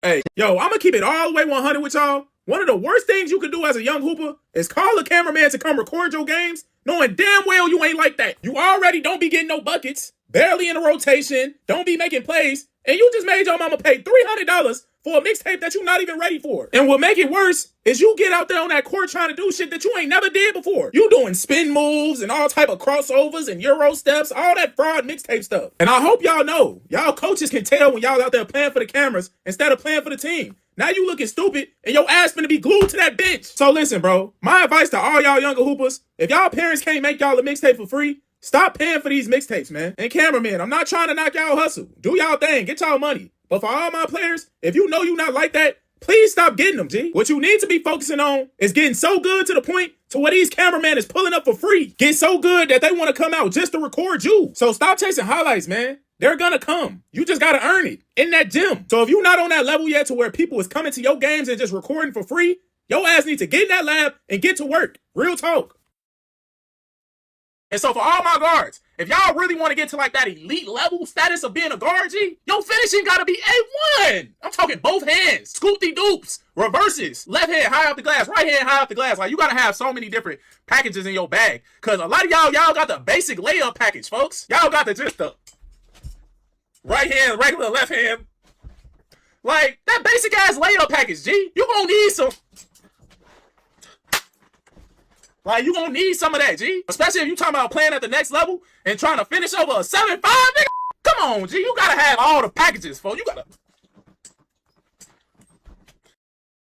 And now you being a follower. I want all of y'all to be leaders. We all have them type of teammates, and we be on them type of teams where it ain't really no serious ball players, G. And you may be the only serious ball player. So that means it's up to you to lead the charge and, dictate the energy. Because all you can do is really control yourself. And if your energy is that contagious, it's going to rub off on everybody else. But you can't be no frauds. You can't be faking this type of energy and think that people going to just follow your lead. No, they got to know you really about that shit for real. And I ain't finna follow nobody who a fraud himself. Like, what I look like? I'm finna follow you and you's a fraud. So that's why I'm telling y'all got to be all the way on point if y'all want y'all teammates to follow y'all lead. You feel me?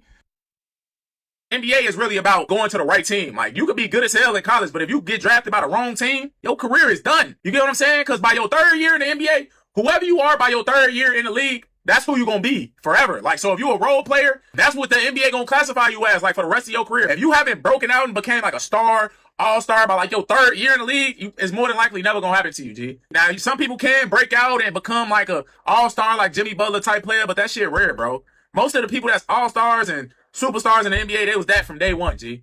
Or at least by their third year. All right, listen, man. If you a serious hooper, here are 3 things you should never say to your coach. Let's talk about it. Number 1, coach, I didn't know. What the hell you mean you don't know? Was you not paying attention? I literally just showed you it in film yesterday. We just walked through it earlier today at shoot around, and I just drew it up on my clipboard. What are you talking about, man? So when you tell a coach, oh, I didn't know or I don't know, you might as well tell him I'm not locked in. Coaches don't want you to be perfect, bro. They want you to be present. Lock in, G. Number two, my bad, coach. And bro, I speak on behalf of every single coach when I say this, but man, we hate when y'all say that shit, G. Please stop apologizing every trip down the court, man. Like, one, my bad is okay, but damn, 12 times, G? How many times you gonna mess up? Because at this point, you a walking mistake, brother. I don't need to hear no more excuses, no more my bads. Just fix the problem. Just put your head down, sprint back, and get it on the next play, man. That's how you gonna gain my respect. But all this, my bad, bro, your ass is gonna be on that bitch. And number three, coach, I'm tired. Listen, the moment you get to pulling your jersey and telling the coach you tired is the moment he lose some respect for your ass. Because I don't know not one serious hooper that wants to come out the game. I don't care how tired they are. Because coaches want warriors, man. They want guys who gonna fight and push through that fatigue. And I get it. If you really need a sub,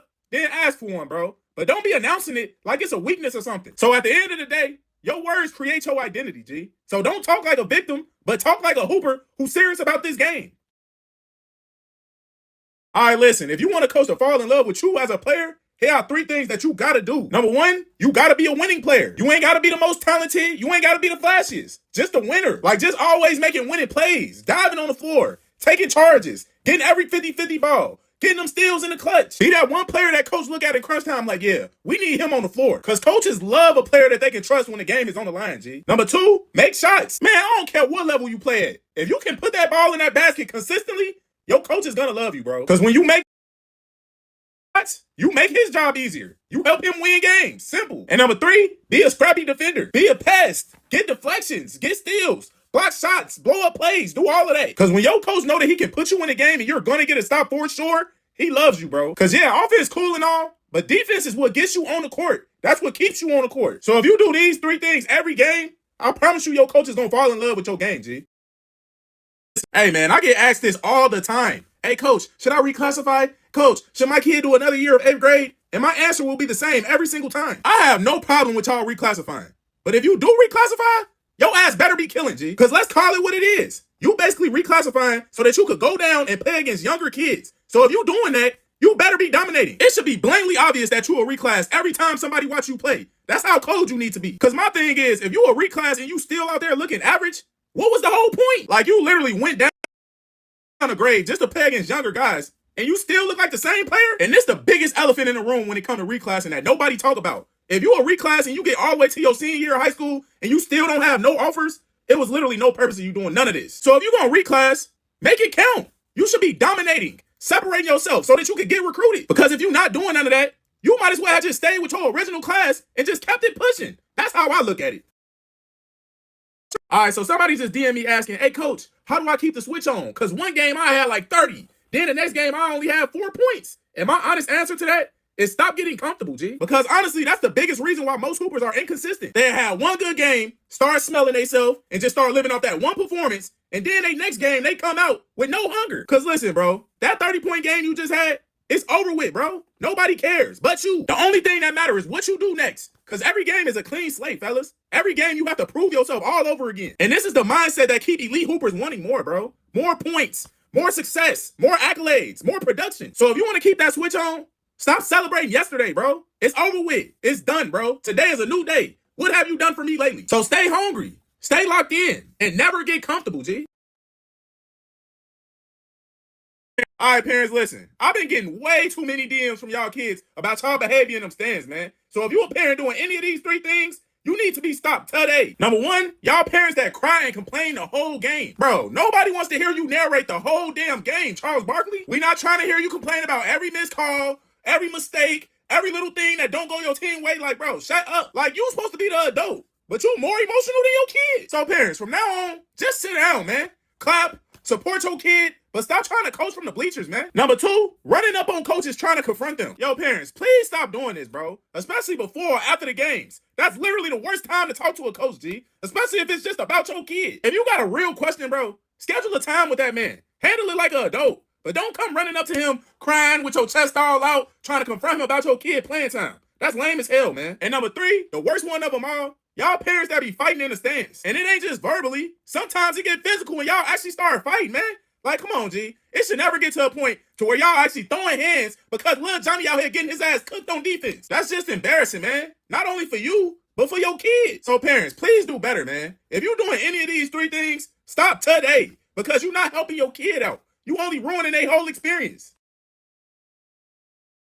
Hey parents, a lot of y'all are on the verge of ruining y'all kids' careers, and y'all don't even know it. So let me put y'all on game real quick. See, I'm already knowing. A lot of y'all never played college, never played pro, so y'all don't really know how to navigate this whole basketball thing. And that's okay. But what's not okay is you trying to guide your kid through a world that you know nothing about without asking for help, especially my single moms, because y'all already be doing everything. But if it's something that you're confused about or that you don't understand, don't be scared to ask. Talk to somebody who's been there before. A trusted coach, a trainer, anybody with some real experience, man. Because when you don't have no real guidance, that's when you start guessing. And when you start guessing, your kid gonna be the one that start making the decisions that he shouldn't be making at all. And unfortunately, that's when a lot of careers get messed up. Like, your kid should not be the one making decisions on anything involving basketball, G. That's your job. But if you don't know what you're doing, get help. So if you want to make sure your child is on the right path, get some guidance. Get somebody that's in their corner. And if you need help with that, I offer one-on-one consultations for parents and players. Link in my bio, man. So go lock that in before you make the wrong move. Hey, man, I want y'all to see this.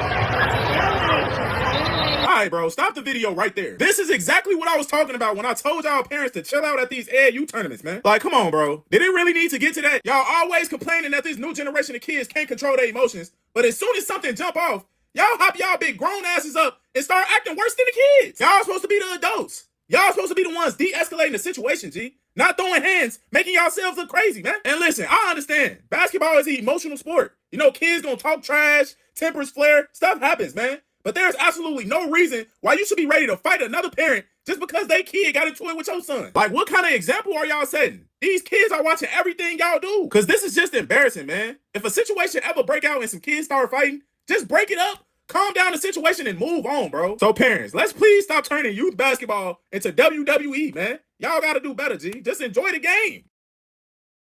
Hey, first off, congrats to all my 8th graders that just graduated, man. But listen, if you going to high school, here are 3 things you need to do immediately if you're serious about hooping. Number 1, go up to your high school and introduce yourself to the coach. Freshman, JV, varsity, I don't care what coach it is. Whoever the first one you see, you need to go up to them, shake their hand, and introduce yourself. You want that coach to remember your face going into this summer, because first impressions are everything, fellas. Number 2, ask about the summer league roster. Now, I know some schools let freshmen play, some schools don't, but you will never know if you don't ask. And if they are playing, bro, you need to be on the roster. This not 8th grade no more, G. We are in high school. You need to show that you're able to play at this level now. And number 3, ask for a summer workout schedule. And once you get it, you need to be at everything. I don't care what it is. I don't care that you haven't stepped foot in the school yet as a student. You need to be there. Get around your teammates. Learn y'all system. Learn your coach expectations. This is your time to get comfortable early so that by the time the season starts, you already ahead of everybody. So follow these 3 steps, and I guarantee you're going to be walking in there ready to play high school basketball. All right, listen, man. Y'all can watch my videos all day if y'all want to. Y'all can get inspired for a cute little 30 seconds. Shit, even for a whole day. But if y'all don't apply the stuff that I'm telling y'all, it means absolutely nothing. Because I'm not on here talking just to talk, bro. I'm actually giving y'all good advice on how to become better hoopers, students, and people. But some of y'all that hear me talk, y'all hear all the stories, all the advice that I got to give, and nod y'all head like y'all agree. Like, yup, we hear you, coach. But then go back to doing the same exact habits that's keeping you stuck in the first place. So let me just ask you this, bro. After you listened to me and you got inspired, what did you go do with it? Did you get in the gym? Did you start waking up earlier? Did you start getting up more shots? Did you become more coachable? Or did you just scroll to the next video like nothing ever happened? Because, bro, I promise, I'm trying to help y'all get scholarships, man. I'm trying to help y'all really become elite hoopers. But none of that shit is going to happen if y'all don't ever apply any of this stuff in real life. So from now on, when you watch me, stop just getting inspired for 30 seconds and actually start taking real action. All right, man, look, y'all already know I'm a Michael Jackson fan. Got his jackets in the back, been doing mics since I was a shorty. So y'all know I had to come bring y'all my movie review. So just to put it out there, I already seen the movie twice. Brother, when I say I was disappointed after leaving that theater after the first time seeing it, I'm not lying, G. I was mad as hell. And it's not because the movie wasn't good. That shit was just surface level as hell. I ain't learned nothing new about Mike. They ain't show his creative process, how he orchestrated stuff, how he was a perfectionist, what made him who he was, nothing. And I know Mike had a long life, but they left out hella stuff. They ain't touch on his relationships with his brothers at all. Like, they didn't have a single line throughout the whole movie. Like, they was his background dancers or NPCs or something, folks. Like, I just feel like they cheated us out of a good movie, folks. Like, if I wanted to see the Thriller video, I could just go on YouTube and watch it. Why y'all showing me a recreation of y'all making a video, man? We already know about Michael the icon and how crazy fans was going and how loved he was. We was trying to learn about Michael the person. But the second time I watched it, I wasn't as mad because I already knew what to expect. But that still didn't change how shallow it felt. I'm a true Mike fan, so I really went in there expecting some good shit, man. But y'all let me down. So I'm gonna have to give it a 6 out of 10. Man, matter of fact, maybe a 5. Because I still feel like y'all ain't do his history due justice. I just felt like Mike deserved way more depth than that and a way better story. That's all I'm saying. So I'm gonna just give it a 5.5 out of 10, man. That's all I could give. All right, fellas. I know a lot of y'all don't like listening to y'all parents. Y'all think they old. They don't get it. They just be talking. And let's be real. They gotta be like that. Because right now, your decision making is absolutely horrible, man. And I'm not even saying that to clown you, bro. I'm saying that because I've been your age before. And I know exactly how reckless a lot of y'all be thinking. Half the stuff y'all parents be trying to tell y'all is not even to control you, G. It's really to prevent you from crashing out or doing something dumb. And the crazy part is, some of y'all don't even realize that one piece of advice that your mom or dad gave you could literally be the one thing that saved your life. But y'all so caught up in them being old and not knowing what they talking about that you just completely ignored the one person that actually want to see you win in life. But keep ignoring them. Let's see how far that gets you. Because I don't want to hear you crying when you 19, 20, 21, facing consequences that could have been avoided by just hearing them out. So from today on, man, take what they say serious. Treat every piece of advice that they give you like it could save your life one day. Because sometimes it really will.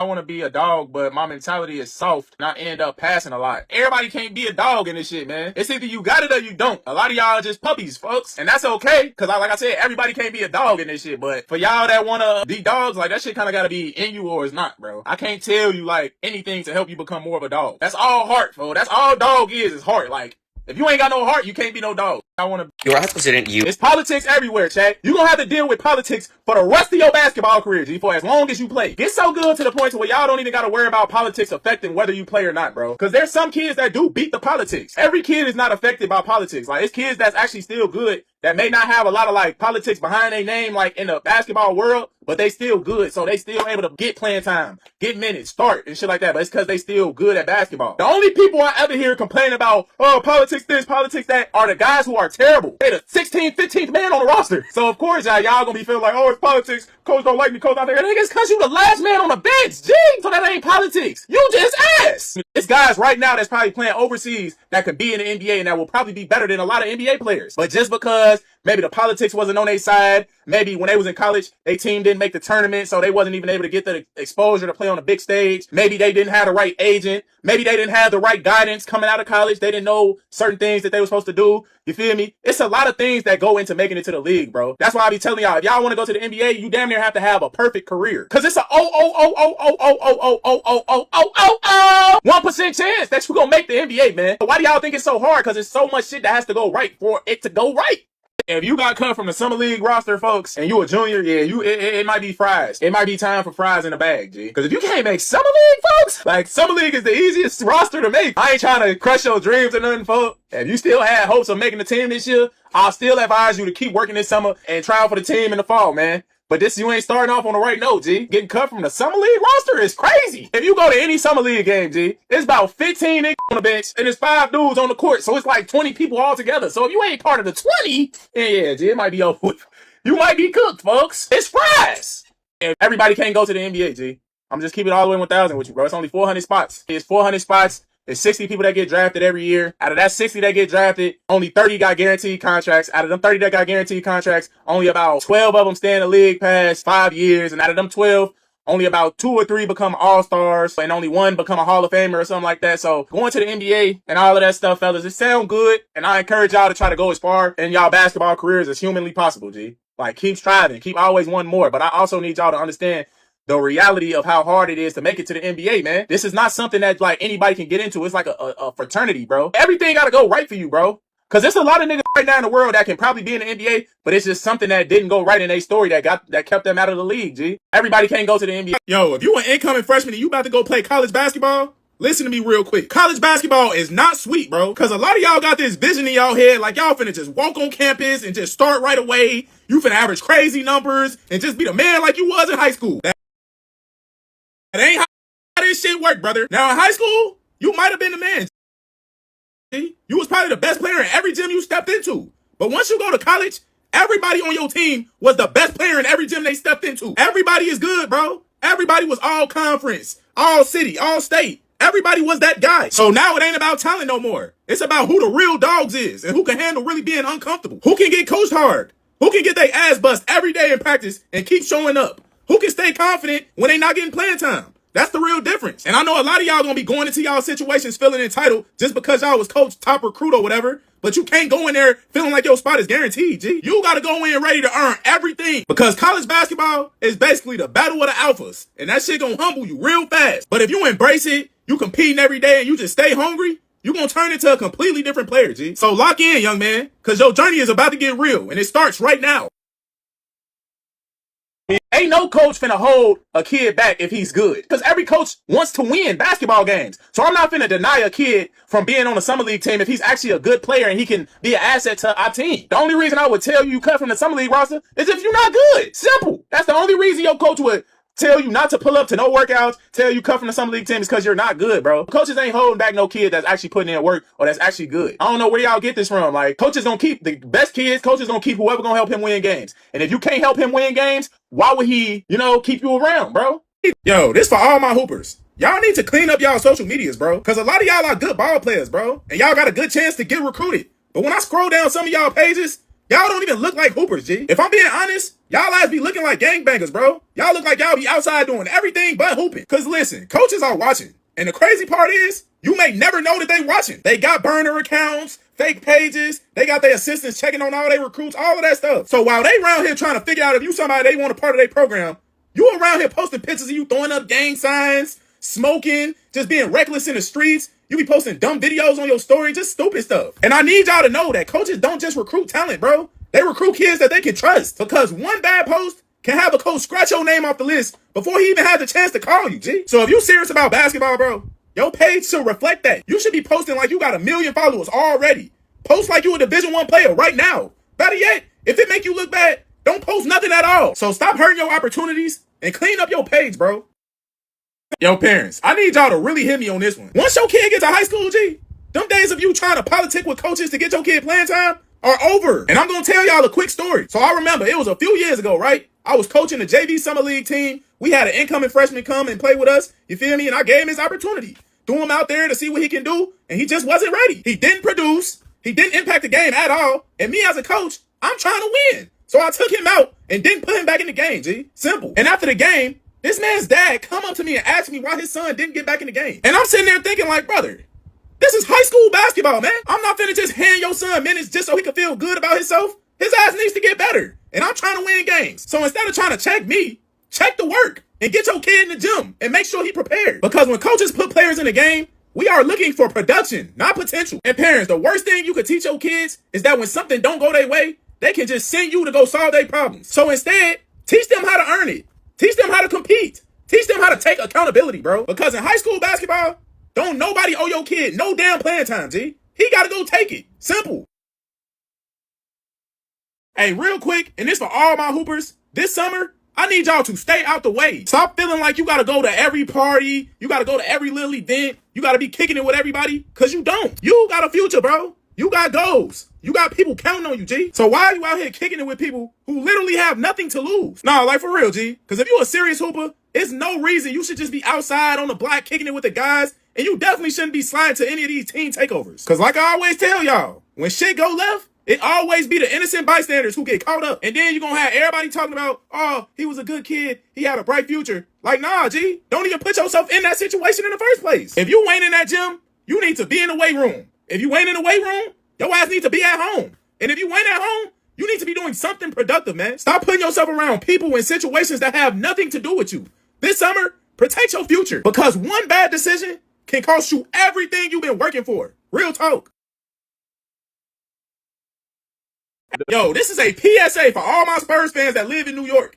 Do not go outside, G. Like, I'm being dead ass. Especially if you got on a damn Wemby jersey. Because I done seen multiple videos this morning of Spurs fans getting whooped, chased, pressed, all up and down the streets of New York just for having on a jersey, G. Like, bro, y'all tweaking. And my real question is y'all cool? Because what part of your brain thought that it was a good idea to walk up and down the streets of New York during the finals with a big-ass Spurs jersey on, G? Because these New York fans is different. I ain't never seen this before, G. They do not play about their team or their city. And they damn sure ain't playing about their team in the finals. Man, it been 30 years. They own that. Now, look, I don't condone violence at all. But, brother, when you walk into the Lions den with an enemy jersey on, what exactly did you think was gonna happen? You basically walking around screaming like, hey, I'm an easy target. Look at me. Like, nah, G. But once again, this is a PSA for all my Spurs fans. If you value your health, your safety, and your ability to get home that night, stay your ass inside. Watch the game from your crib, order some wings, but put that damn jersey in the closet, bro. Because New York fans is outside right now. And apparently, they looking for all of y'all. Hey, if you really want to know why you not getting better, G, it's because you focused on everything else but basketball. So here are the 3 things that you focused on way too much that's holding you back. Let's talk about it. Honorable mention, 2K. Brother, I'm sorry, but if my player is a 99 overall, you play the game way too much. Because how the hell is your virtual player that damn good, but in real life, you weak as hell? Like, just imagine how good you would be in real life if you put that same amount of effort and hours into your actual game. So stop worrying about building your virtual player, G, and build yourself. Real talk. Number 1, girls. Bro, I'm not saying don't talk to girls at all. But if you spending more time chasing girls than chasing your dreams, that's a problem. Your purpose always come first, fellas. The girls is gonna come. But stop putting your future on hold trying to impress the opposite sex. Because quite frankly, you ain't shit right now. So they really don't care about you, G. I'm just being real. Number 2, getting fresh. Man, y'all know when every new shoe drop, y'all copping new fits every week, but you can't tell me the last time you went to the gym to get extra shots? How that work, bro? And I understand y'all want to be dipped in the latest gear, but brother, if you're not good right now, that should be the least of your concerns, especially if you're trying to get to that next level. And number 3, social media. You know every country that Speed in, you know every outfit that SGA wearing, you know all the celebrity gossip, but you still the same player that you was 3 months ago. You need to lock in, bro, because you way too focused on other people's lives when you're not where you want to be in your life. Come on, man. So if you're really trying to get to that next level, you need to lock in and remove these distractions today, or your career gonna be short-lived. Real talk. Hey, all right, man. Everybody keep asking me, hey, Coach TDOT, who you got in the finals? And I'm telling y'all right now, I got Spurs in 7. And before y'all try to call me crazy, hear me out. I think the Knicks gonna win tonight. They gonna protect home court, and they gonna go up 3-1. Everybody in New York gonna be celebrating, talking crazy, just acting like the series over with. And that's where everything gonna change. I got the Spurs winning Game 5 in San Antonio, still in Game 6 in New York, and then closing it out in Game 7 back at the crib. And y'all probably thinking like, why? And I really feel like the Spurs finally figured the Knicks out. They got the defense, they got the depth, they got the size. They just got everything you need to win a championship, G. My only question for the Spurs is who gonna be closing these games? Is it gonna be De'Aaron Fox? Is it gonna be Wemby? We still don't know. Now the Knicks, they got their closer. Jalen Brunson gonna get it done regardless. But for some reason, G, I just feel like it's San Antonio time. And my Knicks fans, don't get mad at me, but the way some of y'all been acting lately, y'all making it hard as hell for people to root for y'all. But that's just my prediction, y'all. I got Spurs in 7. Stamp that shit. Come back to this video when the final's over with. Hey, man, most of y'all don't really want this shit. And I'm gonna tell y'all a little story that proved it to me. So this was like last year. I had this kid begging me for months to train him.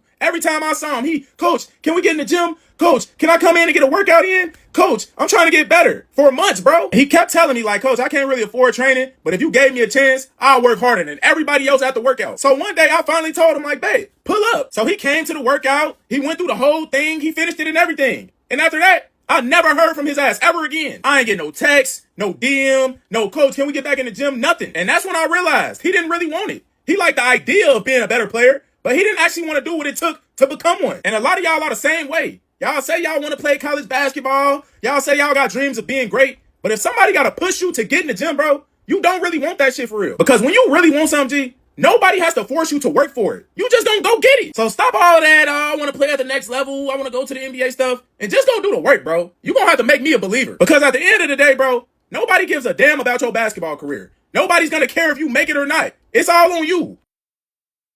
Yo, if you've been thinking about transferring, watch this before you leave your school. Because I just had a junior in high school DM me and say, hey, coach, I ain't been getting no playing time in summer league. Should I transfer? And look, I usually don't tell kids to just transfer over any little thing. But here are 3 reasons why you probably should. Number 1, coach got you playing behind 3 and 4 other players. If you already got 2 seniors and a junior playing ahead of you, then this might not be the school for you, G. You got to be realistic. Because by your junior year, You should at least be in the rotation, not the 15th man on the bench. Number 2, coach don't see you on the plans. If you barely touching the floor in summer league, it's a good chance you're not going to be touching the floor during the season either. Now, can that change? Yeah, but you're going to have to put in some major work this summer to completely flip your situation around. And number 3, the school just not a fit. Man, if you've been putting in that work, in that gym grinding, and you still feel like your coach not putting you in position to play your game, then yeah, it might be time to transfer. Not every player fit in every program, G. Sometimes what you bring to the table just not valued at the school that you at. So at the end of the day, bro, high school go by fast. And the last thing you want to do is waste 3 years out of school where you not valued when you could have just transferred to a school where they appreciate you. So if these 3 things sound like your situation,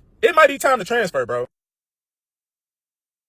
Yo, I guarantee you start getting more buckets if you master this one thing. And no, it ain't no new dribble moves. It ain't no step back. It ain't some cone drills you saw on TikTok. It's learning how to use and control your own body. Because most of y'all think y'all need a deeper bag, bro. And y'all don't. You just need better control of your body. That's why you always losing balance and falling on your drives. That's why you always get knocked off your line when you attack the basket. That's why you always smoking easy layups through contact. Because think about it, G. Every bucket starts with your body. Your first step, every cut, every time you stop on a dime, every time you finish at the rim. And if you can't control your body, you can't control your game. And you damn sure ain't getting no buckets for real. And that's why section 1 of my new book, Training Without a Gym, is about body weight mastery. In there, I'm talking about actual body weight exercises that transfer to the game. Push-ups, lunges, mobility, balance work, all of that. You don't need no fancy equipment, no gym membership, none of that. It's just practical work that's gonna help you move better, absorb contact, stay balanced, and get more buckets. So if you're really trying to learn how to use your body to get more buckets this summer, go grab book 6G, Training Without a Gym. The link is in my bio, man. Grab yours today.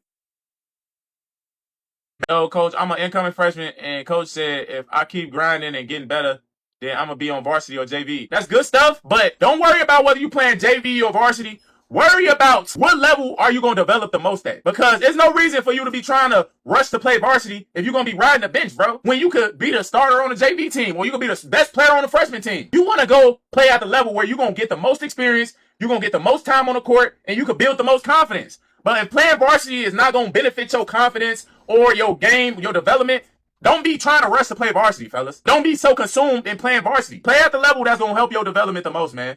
So, hey, I need to give me one of them small balls, G. But Kyrie still got that thing on the string even with the small balls, G. This is what you call elite handle right here, man. My boy still dribbling the ball. He dribbling a small ball like it's a big regular ball, G. Like, that's elite, chat. You want to work your handle so much to the point to where you could dribble one of these small balls just how Kyrie is dribbling it. You feel me? Still ball on the string, ball on the string. He's still snapping that thing. He ain't lost it one time either. You feel me? But that's real work. You know, y'all boys got to get in that gym, work on that handle. Put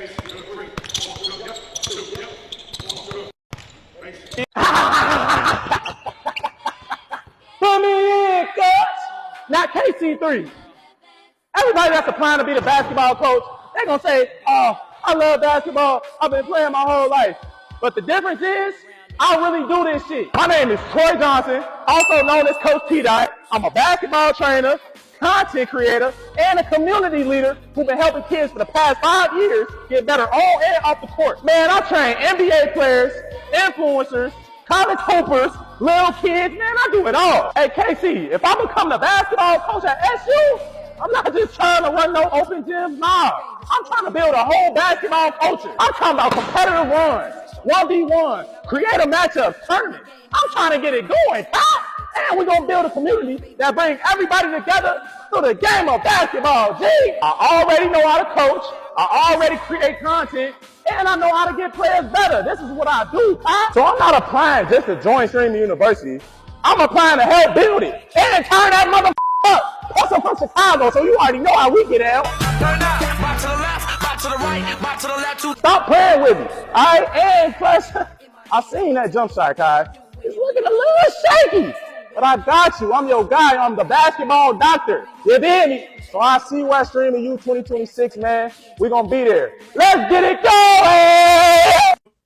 Hey, man, some of y'all funny as hell. Y'all know predictions can be wrong, right? Y'all want to see me be wrong so bad, it's crazy. I just know some of y'all been waiting on this video. My DMs is flooded with, Coach, what happened to Spurs in 7? Like, brother, it was a prediction, and I guessed wrong. Like, congrats, you busted me. You got me. What, you want a cookie or something? Some of y'all going back to that video where I said Spurs in 7 talking about, oh, I thought you knew the script. Bro, I never said I knew the script. I gave my opinion. Like, that's what predictions are, G. And if I'm being honest, I could care less who won the championship, G. My team was Minnesota, and once they got bounced, I was just watching for fun. But shout out to all my Knicks fans. Y'all finally got one, because 53 years is crazy. And shout out my boy Jalen Brunson, man, straight from Chicago. Y'all already know how we get down. And he just bought y'all one after 53 years? He for sure the Knicks' best player of all time. Don't quote me. And as for my prediction, yeah, I was wrong, bro. But y'all need to chill out. Y'all act like I owe y'all money or some shit. Relax, G. Hey, this message is for all my incoming juniors in high school. So listen up. I'm telling y'all, junior year is going to be the most uncomfortable, eye-opening year in high school basketball, G. Because that's when everything changed. It's a whole new level. You going from JV to varsity. And what you did last year literally doesn't matter, bro. Nobody cares. Now you competing with seniors who was already on the team last year, juniors who got better, and sophomores who got varsity experience from the past season. So if you peep that you ain't really been getting a lot of playing time in summer league, this ain't the time to start panicking, G. And this ain't the time to start feeling sorry for yourself either. Because I'm going to just keep it a buck with y'all, G. This is usually where most juniors either fold or they just quit basketball altogether because they don't want to fight through no adversity. So I'm telling y'all right now, do not quit, G. That'll be the worst mistake you ever made in your life. Because you literally got 5 months until November, which means you got 5 months to get in that gym and work on your game, 5 months to work on your body, and 5 months to work on your mindset. Whatever y'all did on JV last year, none of that shit matters, bro. Varsity is a whole new beast, and it ain't no handout minutes in varsity. You gotta earn everything. So you got two choices, brother. You can either get discouraged or use this as fuel. And I advise you to pick the second option. Now get your ass in that gym and get better and prove that you belong. Hey parents, y'all kids ain't the problem. Y'all are. And then you sit around wondering why they don't listen to you. It's because you too soft on them. You be sugarcoating everything, scared to hurt their feelings, trying to be their friend instead of their parent. And the funny part is, y'all be stressing to them like, man, you ain't working hard enough, you don't get in the gym enough, you ain't doing them push-ups. And then they look at you, and they like, man, you don't even be living that life. Because you their biggest role model, whether you know it or not. So when you say stuff like that, but your words don't match your life, they gonna look at you like you a fraud, G. Real talk. And that's when they get to tuning you out. But they'll listen to their coaches and their trainers because the message is clear. They stern and they tell them the truth. So parents, if you want your kid to be great, stop trying to protect their feelings and start telling them what they need to hear. Because telling them the truth is what's gonna make them tough. But all that comforting and lying and beating around the bush, that's what make them soft. Hey man, y'all want to know one of the biggest problems that I noticed that a lot of y'all got? Is that y'all always sitting around feeling sorry for yourselves, G. And the crazy part is, y'all be expecting for somebody to come around and feel sorry with you. Like, that's not how life works, bro. Nobody is coming to save you. Not your homies, not your teachers, your coaches, your trainers, nobody. And I hate to break this truth to y'all, but as a man, most people don't care about what you're going through, bro. They got their own lives to live. So if you down bad, broke as hell, feeling unmotivated, whatever it is, you got to get yourself out of that. Because your only other option is to sit around and wait for some sympathy. And I just know you ain't going to do that, especially if you watching me, because you a man at the end of the day, bro. So act like it. So stop feeling sorry for yourself and do something about your situation. Because the longer you sit in that shit, the worse it's going to get. Because nobody is coming to save you, G. It's all on you. Hey, I ain't going to lie to y'all. Ever since I've been posting content, I really didn't peep that a lot of y'all weird as hell on the internet, G. And I'm not talking about everybody, but there's a vast majority of y'all that just be on weird timing. And y'all know exactly who y'all are. Like if you out here making burner accounts, dropping rage bait comments, trolling people just to get a reaction out of a stranger, you weird, G. That's loser behavior, real talk. And I know that that's the normal thing to do online now, but if you follow me, you should be so locked in on yourself that you shouldn't even have time to be doing no lame shit like that. You should be in that gym, working on your game, in the weight room, trying to get stronger, but not sitting behind the screen trying to troll people who actually got something going for themselves. Because real talk, if you got that much time to sit around and be a full-time troll, you're a loser, bro. You need to get some business about yourself because you got too much time on your hands. But y'all players that don't know how to take constructive criticism, G, y'all ass is not going to make it far in basketball. I'm going to just keep it all the way 1,000. I hate it when a kid come into my training sessions and think that it's going to be sweet. Like, they see me training on Instagram and they be excited to come into the workout until they actually get in the workout and see, like, I be on their ass. Every little thing you do wrong, I'm going to correct it because that's my job as a trainer. Because if I don't correct it, your ass is going to think you doing everything right. That's basically me stealing and steering you in the wrong direction. Because I'm stealing your parents' money because I told them I'm going to do my best to get you to that next level. Well, if I'm not correcting your mistakes, how are you going to know what you're doing wrong? And for y'all that get attitudes and shit like that when coaches correct y'all, I don't understand that. Especially when you're going into a training session. But y'all play, you really trying to be a next level hooper? Here are 3 things that you should care less about. Number 1, having a girlfriend. And I made this number 1 because I know this is what most of y'all be thinking about, G. High school ain't the time to be stressing over no girl, bro. She should not be your main focus. And I know a lot of y'all not gonna listen and y'all still gonna be out here trying to get a girlfriend. Cool, bro. Don't listen. But if you really want to test your girl to see if she really like you, tell her to do this.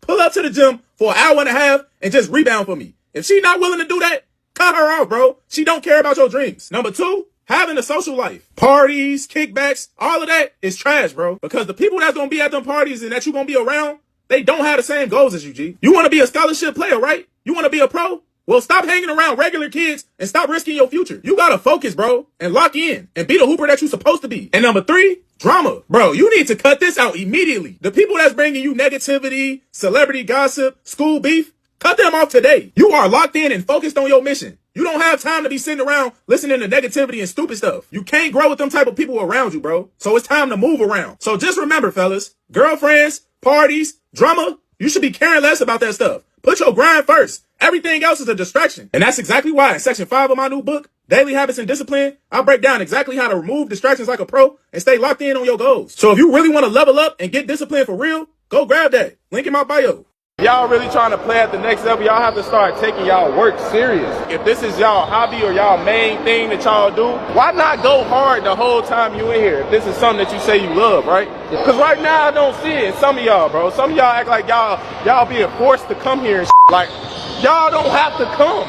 Y'all can tell y'all parents, mom, dad, I just want to do this for fun. I'm not really too into basketball playing seriously. I just want to have fun with it. And that's okay, bro. Y'all parents not going to hate y'all. They not going to get mad at y'all. But if y'all going to be in here taking their time up, it's 8 o'clock at night on a Thursday, bro. You think they really want to be in here this late? No, coach. No, bro. So can y'all at least show them some gratitude about going hard, bro?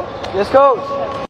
Hey, so I had a parent the other day ask me, hey, Coach TDOT, would you ever get back into coaching the team again? And my honest answer is probably not. And I'm going to tell y'all why. Honorable mention, I actually love what I do now way more than just regular coaching. I just get way more fulfillment helping millions of players across the world than just helping 12 to 15 players on one team. And that ain't no knock on coaching. I just genuinely enjoy what I'm doing now. The first reason, a lot of players today can't handle hard coaching. Like, I'm not the type of coach that's going to sit there and baby you and coddle you and make sure you feel okay. No, I'm going to be on your ass. I'm going to hold you accountable and I'm going to tell you what you need to hear. Too many players nowadays want coaches to kiss their ass. And it's not too many of y'all that actually want to be coached. So guess what? I'm cool on that shit. Y'all can have it. The second reason, the entitlement is insane. Parents delusional, the damn kids delusional, everybody delusional. Parents think that their kids should just stay on the floor the whole game, and they think that their kid deserves superstar treatment, and they be average as hell. Players think that they deserve more shots and special treatment, all that goofy stuff. And it's just like, bro, no. You gotta earn everything. Ain't nothing given to you in basketball, G. And the third reason, the pay just simply don't match the sacrifice. Man, we spending hours at practice, entire weekends at tournaments, spending gas money, stressed out, taking time away from our families, and most coaches is not getting paid nearly what their time is worth, bro. And I'm young, G. My time is very valuable, and I'm not finna just be spending all of it just for a damn trophy, a team picture, and some gear. It's just not worth it to me. All my coaches understand where I'm coming from. Unless you a Division I coach or NBA coach, it ain't no money in this coaching shit for real. So don't get me wrong, bro. I still love coaching, but I just feel like coaching a team is just not for me right now. But all my coaches, I want to know how y'all feel. Let me know down in the comment section below. Did I tell any lies?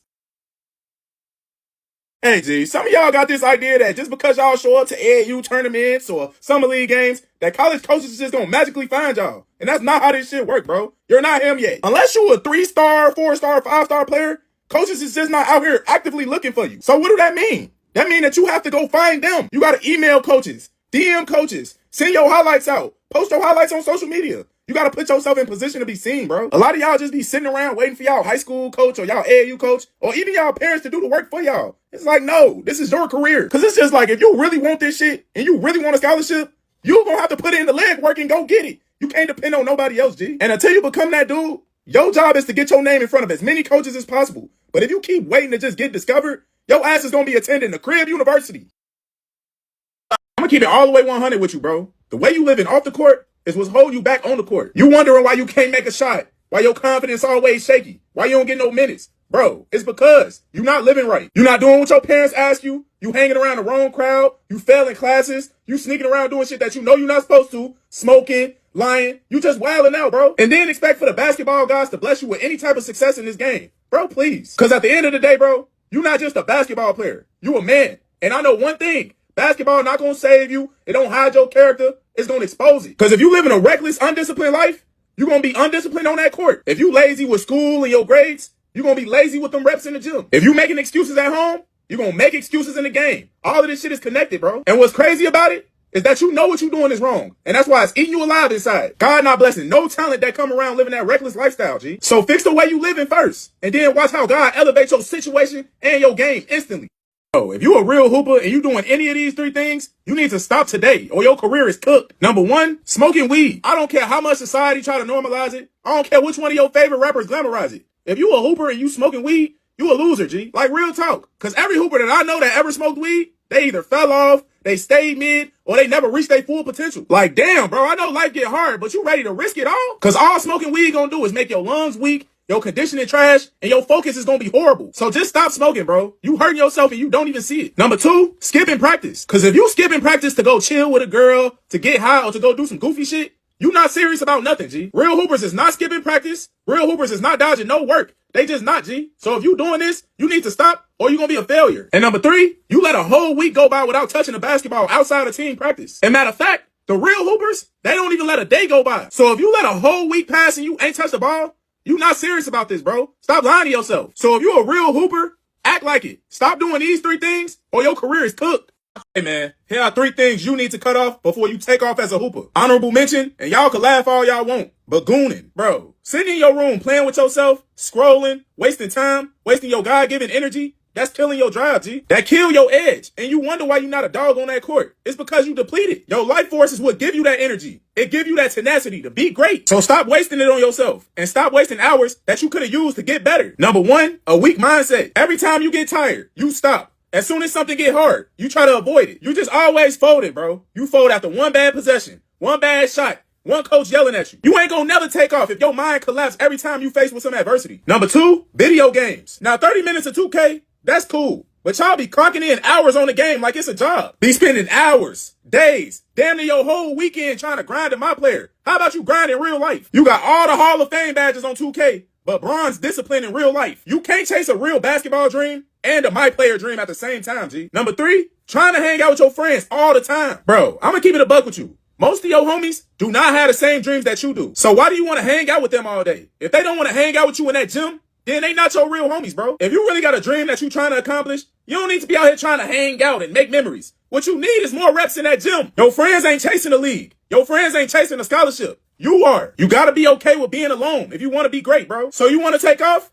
Cut this shit off first or stay at the bottom forever. Listen, if you don't remove these three distractions, don't complain that you're not getting better this summer. Number one, loser friends. Listen, if your homie's not locked in like you, if they not hooping, if they not trying to get better, why are you even hanging out with them, G? Like, bro, stop letting dudes who don't even take their own grind serious pull you into their loser mentality. Cause this the summer you're supposed to be separating yourself, not picking up bad habits. Number two, doom scrolling. Most of your days be gone because of this. Whether it's Instagram, TikTok, YouTube, I don't care, man. You losing 6 to 10 hours to your phone every single day and then wonder why you're not improving. So this summer, put your phone down, bro. Go outside. Go hoop. Go live. Do something. Cause your phone not going nowhere. And number three, gossip and drama. Bro, I don't care if it's NBA drama, celebrity drama, your friend drama. All of that shit gotta go. You wasting precious time and energy on stuff that has no impact on your life, G. Your whole focus this summer needs to be on you, your game, your growth, your life. So if you cut these three things out, bro, I can guarantee that you're gonna look like a completely different player by the end of the summer. Bro, if you even thinking about quitting basketball, you probably already did. Let's be honest. Because a lot of y'all be DMing me talking about, Coach, should I quit? Bro, the fact that you even typing this tells me everything I need to know. Because when you really love this game, that thought don't even cross your mind. Because I remember when I stopped hooping my junior year of college, I didn't have to ask nobody. I didn't need nobody approval. My heart just wasn't in it no more. And that pushed me towards being a full-time trainer. So if you even questioning it, bro, that means your heart already left. And that's okay. Nobody's gonna care that you quit, bro. Not your parents, not your homies. Life moves on. So stop wasting time chasing something that you don't love, G. And put that energy towards something that you actually passionate about. But if deep down inside you know that you still love hoops and you just fighting a mental battle right now, take a break, reset, and come back stronger. And if you need help building that mindset back up, go grab my new book, G. The Mindset of an Elite Hooper. Link in my bio. And I promise you, once you read this book, quitting won't even be a thought. Bro, if you even... I just find it hilarious how yesterday I made a video about how hoopers shouldn't be smoking, and the only thing y'all got out of that is that KD smoked weed. Bro, y'all are not KD. Let's make that crystal clear. KD is a Hall of Famer, one of the top 15 players ever, one of the greatest scorers in NBA history. You don't even start on your high school team, G. And if you want to smoke weed that bad, bro, cool. Be a junkie. I could care less. It's your career. But don't sit here and act like what KD do applies to you. KD can get high every day, smoke as much weed as he want, and still go out there and drop 30 because he putting in the work and he already in the party. You not in the party. You not even at the front door. Some of y'all is the 30th person in line talking about, well, KD smokes. Bro, you don't even average 5 points, G. And let's be real. KD wasn't smoking when he was y'all age. He wasn't smoking in high school when he was grinding his way to the league. So listen, do what you want, bro. But if you serious about hoops, stop making excuses and stop comparing yourself to KD. You not him. So lock in before you ruin your career because he already made it. You didn't. All right, man, listen up. These are 3 things you should never do as a hooper. Part 2, honorable mention, glaze another player. Bro, especially if y'all the same age. Cause why are you looking up to somebody that's your competition? That's weird, G. You supposed to be your own favorite player. Now I can understand you picking pieces from your favorite NBA guys, your favorite college guys. That's cool. But me riding somebody that's your same age is crazy to me, G. So if this sound like you need to get your ass in the gym and make them glaze you. Number 1, never talk back to your coach. I don't care how you feel. If coach trying to help you or give you some pointers and you got the nerve to give him a rebuttal, you not coachable, bro. Cause players that talk back, they sit. I don't care how good you are. Especially if you play for me. Your ass gonna be glued to that bench. Number 2, never let yourself get out of shape. Cause it'll take you a whole month to get in good tip-top shape. But it only take you 1 week to get out of shape. Ain't that something? Cause if you always on the scene for basketball, you already know opportunities be coming left and right. So if you have just 1 lazy week, that could cost you one of the biggest opportunities of your life. So just remember, man, always stay ready so you don't have to get ready. And number 3, a lot of y'all coaches ain't gonna like this, but never sub yourself out the game. Man, I don't care how tired you are. That's not your job. Your job is to hoop. Fight through the fatigue. Stop being soft, man. Cause if you out there looking terrible, coach gonna sub you out. But stop tapping your chest talking about, coach, I'm tired. Bro, that's weak as hell, man. So if you're doing any of these 3 things, please stop today. Because as a hooper, you ain't moving right, G. If you plan on hooping in college, bro, like, that's gonna be one of y'all biggest downfalls as girls. If y'all ever seen like a McDonald's All-American or a player that was like highly touted in high school, and then y'all saw he went to college and he fell off, I can almost guarantee you about 80 to 90% of the time, the reason why he fell off and flopped so hard is because of girls, G. They got down to campus, they saw the freedom that they had, they saw the girls, because the girls be going crazy over basketball players in college. I don't know what it is, they want our clout, they whatever it is. Girls just want to be with a basketball player, for some reason when you get to college. They just get lost in that trap. And then you look up and they nowhere to be found. I wonder why. They just wasn't able to stay focused, bro. You got to get you a girlfriend or something. Like, get you a girlfriend, you rock with her, so you can stay focused. Get you a girl that's gonna help you stay focused. But you out here trying to get whole a player and shit like that, bro. Like, as a hooper, that shit gonna throw you off your path, Chad. I'm telling y'all. High school, no girlfriend at all. No girlfriend, because you're trying to get somewhere. Hey, listen, man. Y'all need to grow up on that court, bro. Like, for real. Because all that slamming the ball, throwing your hands in the air, pouting, throwing temper tantrums in front of everybody, that ain't it, G. That's not a good look. You look like a child. Because if you serious about hooping, you serious about getting recruited and playing at the next level, ain't no coach entertaining that. The moment they see you acting out emotionally, they crossing your name off the list instantly. Cause now you a liability. They don't know what you gonna do when you get mad. Coaches want guys who stay solid, man. Even keeled, stoic, never too high, never too low. They want guys who can get bumped, get fouled, get calls that they don't like, and still be able to hoop. Still stay locked in. Still handle their business. So stop being so damn emotional, bro. It don't help you. It don't make you better. It don't make you tougher. All it is doing is hurting your game, G. So start controlling your emotions and keep your composure and watch how much better you play. Wait, do I put school before ball? No, bro. You're a student athlete. You can't play basketball if your grades is terrible, fellas. If your grades terrible, all this, I want to go D1, I want to get offers, I want to go to college and play, bro. Your ass is going to be at the crib university. You have to have at least, like a 2.3 GPA and to get like at least a 19 on the ACT to go play in the NCAA. Y'all need to get on point with y'all grades and shit. Like, yeah, basketball is more fun. Y'all think that basketball is everything, but you need to have good grades, fellas. I ain't even saying that y'all have to have a 4.0. Y'all don't have to be the smartest light bulb in the what's the phrase for? Be the sharpest pencil in the box. Whatever the fuck phrase is. I don't know. But y'all need to be on point in school, G.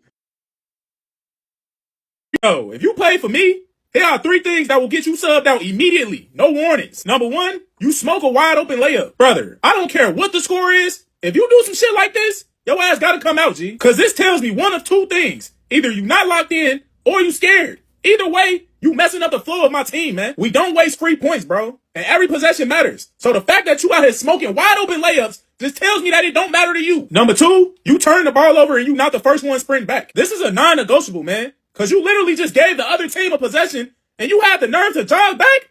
Oh yeah, your ass is toast. That is selfish basketball, bro. And a weak mindset. Cause I don't care if you got fouled or how frustrated you are. Sprint your ass back, man. The play not over. So if you play for me, just know you getting subbed out immediately if you do something like this. Because your effort shouldn't stop just because things going wrong. And number 3, and this might be the most controversial one, but if you miss your first 3 shots and you not a proven scorer, your ass coming out, G. Simple. And it's not the fact that you missing shots. It's because you cold, bro. I need production, not empty minutes. And I need guys who can impact the game in other ways when they shot not falling. And if you can't do that, I'm not mad at you. Just go sit down, reset, get your mind right, and understand how to affect winning before you come back in. So listen, man, I'm not saying this is every coach rules because every coach is different. But if you play for me, these are the rules.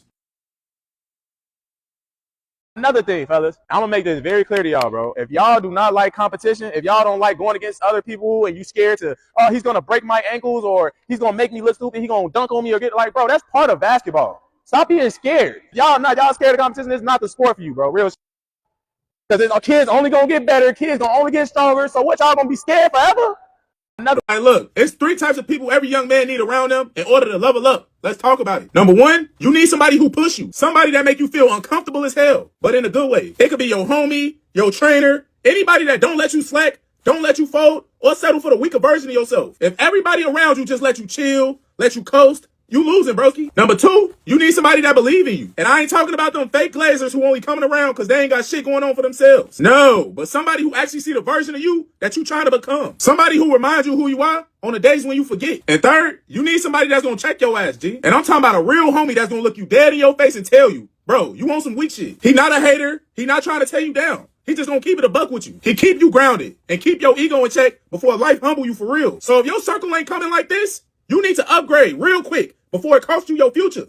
All right, look, as a coach, it's 3 things I got 0 tolerance for. Number 1, being late. If I put a specific time on something and you come strolling in like you missed the cool, you not only disrespecting me, but you disrespecting yourself and your teammates. I don't care who you are, G. Starter, bench warmer, whatever. You sitting. One time being late with me, congrats. You just bought yourself a one-way ticket to the bench. Number 2, entitled parents. Stop coming up to me trying to politic for your kid, bro. You ain't never played no type of high-level basketball in your life, and you ain't never even coached. But you got the nerve to sit here and try to tell me who needs to start. Like, bro, move around. Like, if your kid was good enough to start, he would be starting. And if he not starting or he not getting the minutes that he won't, go tell him to put in some more work. It's that simple. But don't run up on me about something you not even willing to help your kid fix. And number 3, players that don't play hard. If you the type of player that only like to play offense, your matchup always outworking you and you don't never go for loose balls or none of that, come sit down. Because I don't care how talented you are, G. You gonna play both sides playing with me. Mike didn't take plays off. Kobe never took plays off, G. So you definitely not. So those are my non-negotiables. If you can't handle that, you can't play for me or you can't play for no coach with a backbone.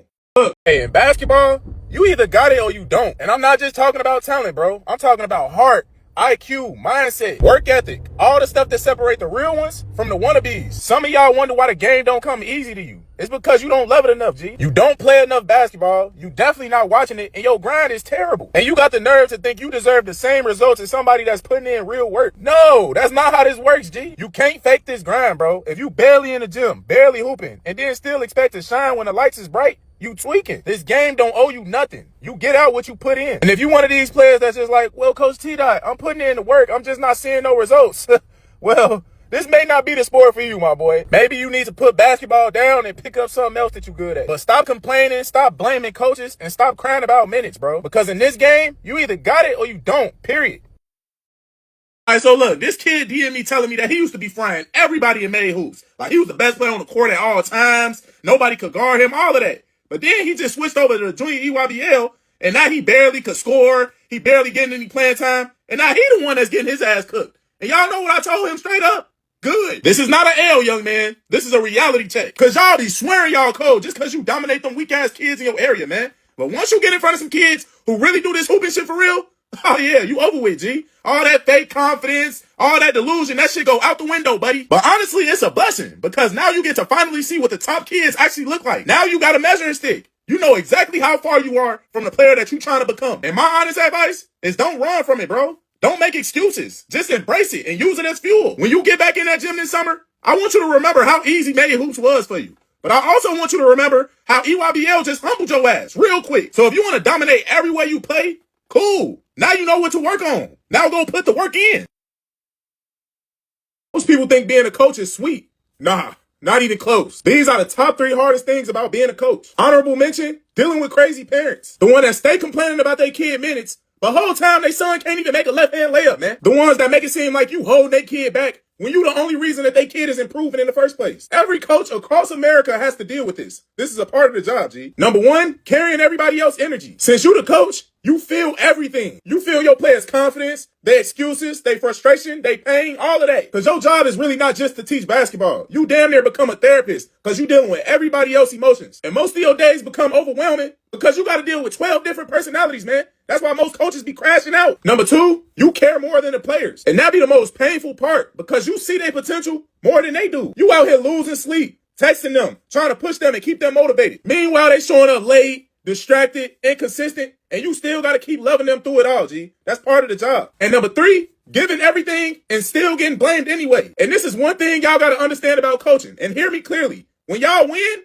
it's all because of the kids. But when y'all lose, somehow it's on you. But everybody still expects you to show up the next day like nothing happened. But us, we just continue to keep showing up because we love the game and we love the kids. Being a coach ain't easy, bro. It's going to break your heart. It's going to drain your energy and it's going to test your patience for sure. But if it's in you and it's a part of your life, you don't run from it. You embrace it.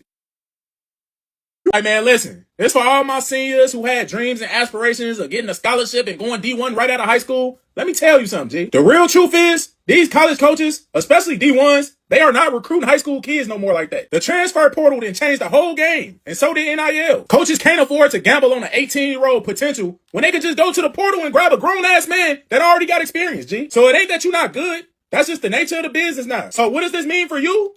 JUCO might be your best move. JUCO is the cheat code, because JUCO give you a real second chance, G. It's a fresh start, and it's a chance for you to prove where you stand without getting lost in the shuffle. Your parents might not agree with it. People might even clown you for it. But bro, who cares? This is your career. And I'm telling y'all from my experience, JUCO is going to show you real quick exactly what level you really on. It ain't no hiding, no politics, no hype. Either you a dog or you not, G. Because the guys that really are, they gonna separate themselves fast and eventually end up moving on to the next level. So stay your 1-2 years and use JUCO to get to where you want to go. And don't let the stigma fool you either, G. Because the way college hoops looking right now, JUCO might be the best move you ever make.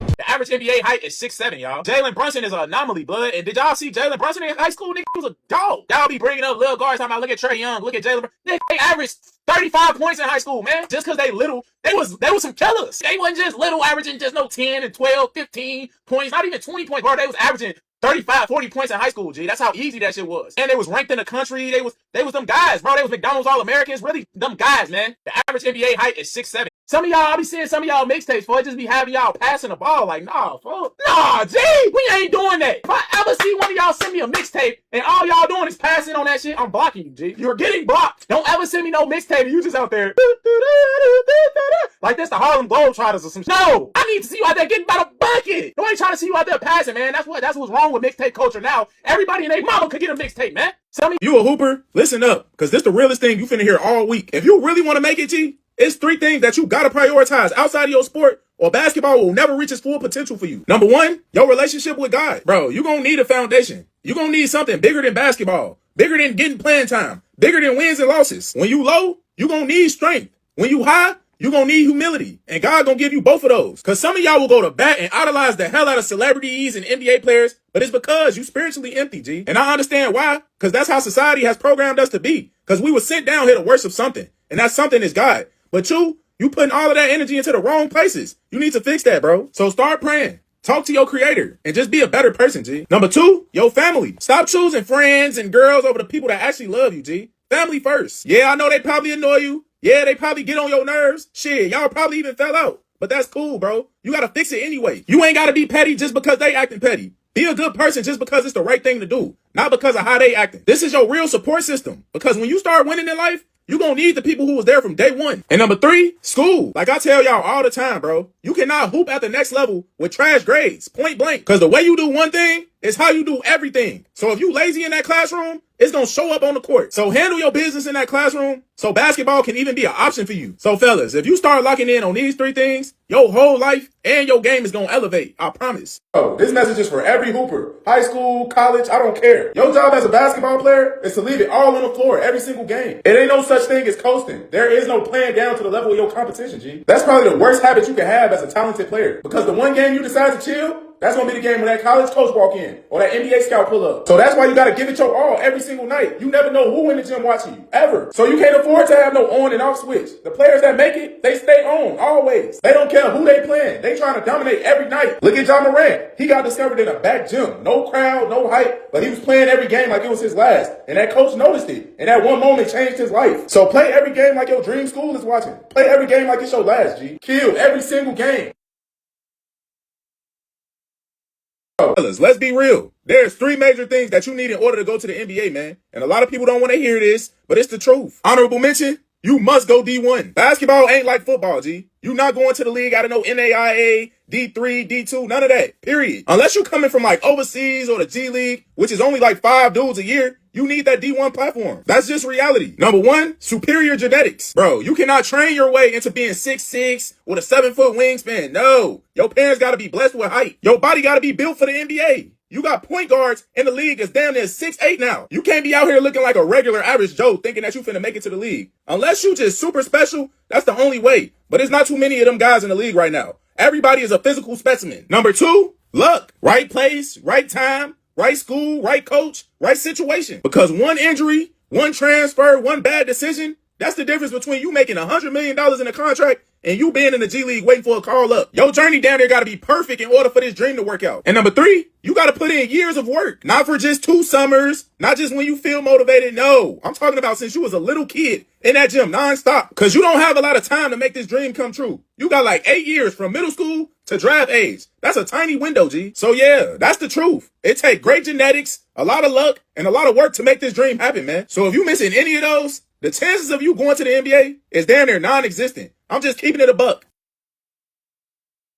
Hey, it's crazy, but people love asking me, bro, how you a trainer and you don't even like hooping no more? Like, fam, it's simple. I honestly just fell out of love with playing competitively. Because once I retired, I really retired, G. I poured everything I had into this game. Early mornings, late nights, injuries, sacrifices. I did all of that, G. And when you truly empty the tank like that, bro, it's hard to fake that competitive fire when you're not playing for nothing. I got everything I needed out of playing basketball. The lessons, the blessings, the connections. Now, hooping just feel like cardio, and I'm cool on that. Plus, I'm not trying to get injured. I'd rather just coach, teach, and elevate the next generation. My time didn't pass. But please don't get it twisted. Don't ever think it's sweet. If you really want to test it, I will still bust your ass on that court without even stretching. So stop playing with me, asking me a question like that. Like, bro, know who you talking to. Just don't say I ain't warn you.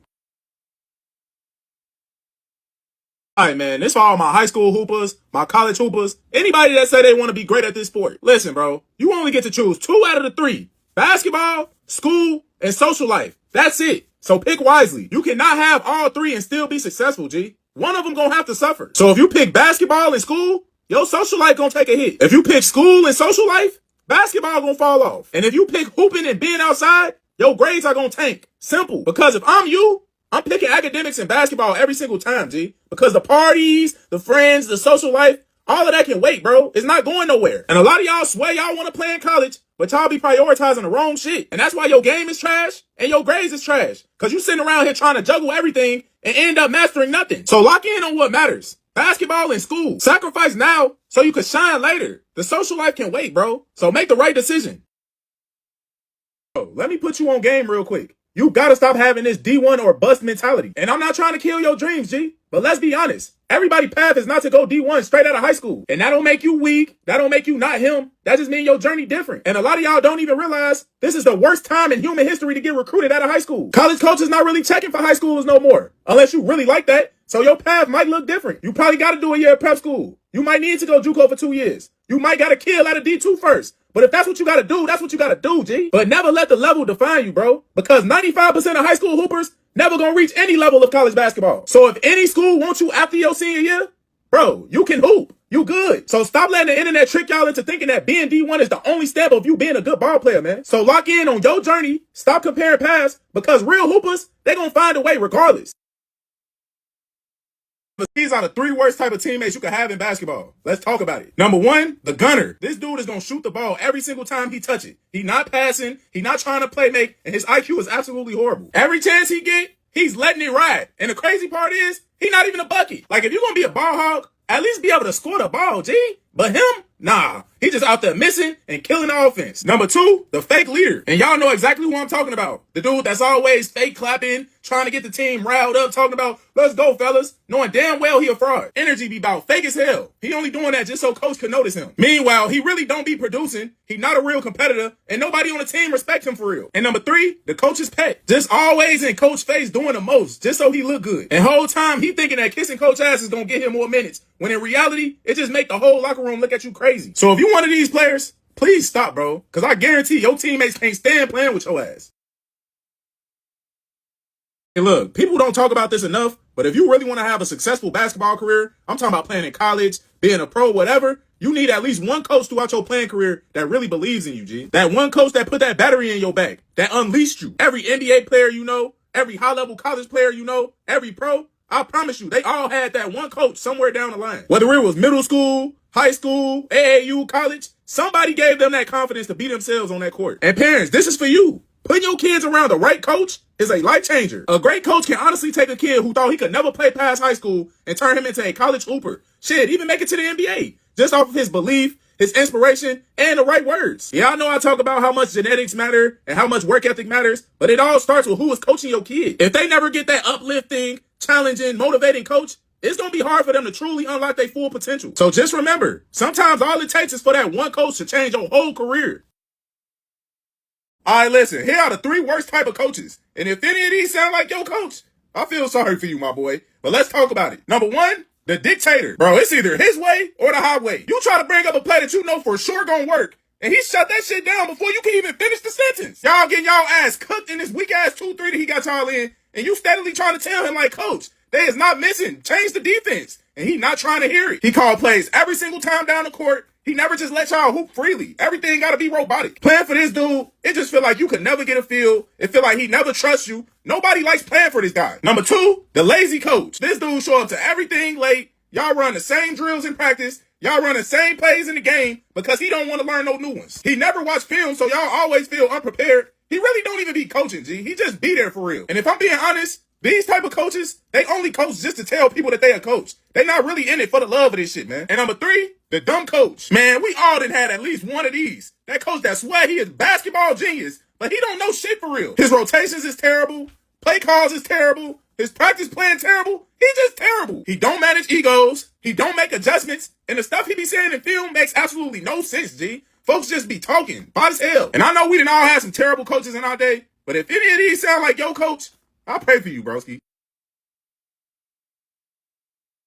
Yo, here are 3 things that elite hoopers should never do. Let's talk about it. Honorable mention, chasing girls. Bro, I'm gonna be real with you. This gotta be the biggest waste of time, G. And plus, if you really that guy, you ain't gotta chase them. They gonna be coming after you. You more worried about texting her and what she doing than who your matchup is the next game. Lock in, G. The girls gonna always be there, bro. And the higher you climb up the ladder, the finer they get. But this career that you chasing, it ain't gonna always be there. Especially if that's what you putting your energy towards. Number 1, failing classes. Like, damn, brother, you don't even gotta go to school to fail. You can stay at home all day and play video games and watch Netflix and get the same results. And I don't care how cold you think you are. If your grades is trash, ain't no coach looking your way, bro. You can't lead no team if you can't even lead yourself in the classroom. Handle your business, man. Number 2, skipping workouts. You gotta hold yourself to a standard, G. Because if you one of these guys always talking about, oh, I'm gonna go later, I'm gonna go tomorrow. No, you're not, bro. You lazy as hell. But just know this. Every skipped workout is somebody either catching up to you or getting better. You gonna let that happen? And you wonder why you ain't got no confidence. Because you know you're not putting in the work. And number 3, staying up all night. You can't hoop at no high level and you got low energy. You tired, sloppy, unfocused, and then you want to blame the coach for why you're not playing good. Like, nah, don't try to blame him. That's you. Because elite hoopers, they protect their sleep like it's part of their grind. Because it is. So, bro, stop sabotaging yourself and fix these 3 things, and I promise your whole game gonna level up. And if you really serious about taking that next step,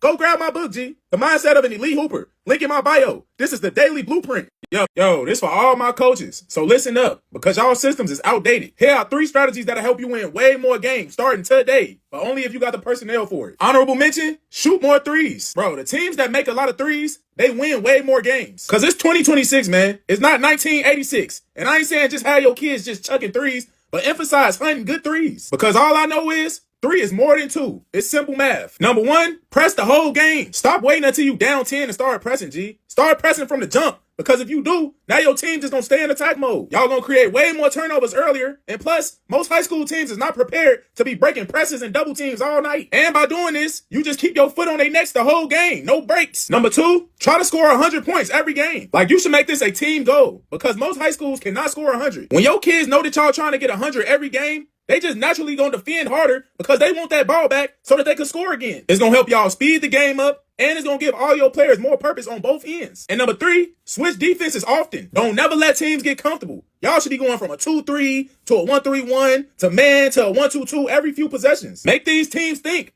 Make coaches have to make adjustments because most of them don't have enough sets to keep up. And if one of your defenses is cooking, then stay in that one until they adjust and then switch it again. So coaches, implement these 3 strategies today and watch how fast your win column change. Ain't nobody gonna care that you don't make it, bro. Nobody's come to save you. Nobody's gonna care whether or not you made it or not. Once you're done playing, once this ball stop bouncing for you, it's over with. It's done. You're never gonna be able to come back to this shit, bro. It's over with. Once this ball stop bouncing, it's over. Y'all only get so many years to play this game and try to reach the levels that y'all want to. By the time y'all get out of high school, if you ain't on your trajectory to going to play Division 1 or going to, bro, it's over. You only get so long to play this game, bro. And a lot of y'all take it for granted because y'all young. Y'all don't really understand what I mean by when it's over, G. You can try to prolong this shit as long as you want to. The ball gonna stop bouncing eventually, man. And nobody's gonna care. Nobody's gonna care about you. Nobody cares that you was a former hooper. Nobody cares that you used to play in high school. Nobody cares that you scored 2,000 points. And nobody is coming to save you from where you at right now. It's all on you. You! When y'all going through stuff in life, bro, y'all have to understand that God is placing y'all in this position and putting y'all through all of this stuff to make you stronger, bro. God gives his toughest battles to his strongest soldiers. You're gonna have a lot of things thrown your way only because God knows that you can handle it. You get what I'm saying? So when stuff is not going your way, when you having a hard day, coach not playing you, or you ain't getting no playing time, or your mom sick or something like that, whatever is going on in your life, bro, you have to understand that God is putting you through that for a reason. Because he knows that you can get through it. He knows that you're tough. He knows that you got a strong will. He knows that you got a strong mind. And this is only building you up, making you stronger because he knows that you have a bright future ahead of you. And the success that you're going to have in the future, you're going to need the strength. You're going to need to be strong-willed. You're going to need to be strong-minded in order to succeed at that level. You get what I'm saying? Like when y'all going to, I be on y'all ass so much about basketball because basketball teaches you a lot of things about life. Basketball is not just a sport. Basketball, it teaches you so many lessons about life, bro. It teaches you how to play with a team. It teaches you how to be a team player. It teaches you how to be coachable. It teaches you how to work well with others. It teaches you how to think on the fly. It teaches you how to work hard and put effort into your craft to get better. It teaches you discipline because you got to wake up for them 5 a.m. practices. You got to stay in the weight room. You got to stay in shape. You got to stay on top of your game. So basketball teaches y'all a lot of things. And a lot of people may be like, why do I go so hard about only teaching basketball? Like basketball can transition and carry over to other things in your life. You feel me? So that's why I go so hard with, teaching basketball. That's why I be on y'all ass so much about basketball. A lot of y'all be waiting on motivation. Y'all be waiting on a trainer to come save y'all. Y'all be waiting on me to come give y'all some workouts to do. Or y'all be waiting. Like, bro, you can't wait on somebody else for your success, G. Do you want this shit or not? Like, you can't wait for me to, let me wait till Coach TDOT goes live so I can ask him what workout should I do to get better. You have TikTok, YouTube, Instagram, all these different sources to find workouts and shit like that. But you just gonna wait on me to come on here and give you some advice. Nah, G, you don't want this shit like that, bro. You don't want it like that. And like I always tell y'all, consistency beats motivation every single time. Because if you need to be motivated every single time you got to go to the gym, you don't want it, bro. Yo, fellas, there are 2 types of delusional hoopers in this world. And the first type is the one you don't want to be at all. That's the type you think you better than what you really are. You don't be in that gym. You don't take care of your body. And you definitely don't be putting in no extra work. But for some reason, you feel like you should be getting more minutes, more points, more offers, more opportunities. You think you a D1 player when your habits don't match a D1 player at all. That's a dangerous type of delusion, bro. Now, on the other hand, there's a healthy type of delusion that each of y'all need to have. And that's the type of delusion that say, I know the odds are stacked against me, but I'm going to make it out anyway. Because only about 1% of high school players go on to play D1. And an even smaller percentage of that go on to the NBA. But every single last one of those players that made it believed that they could do something that most people can't. Now, the difference between that first guy and this second guy is the second guy belief came from his work. He wasn't just sitting around daydreaming. No, he was grinding. So, fellas, don't be delusional about where you are now. Be delusional about where you're going. And then put in the work every single day until everybody else start believing it too.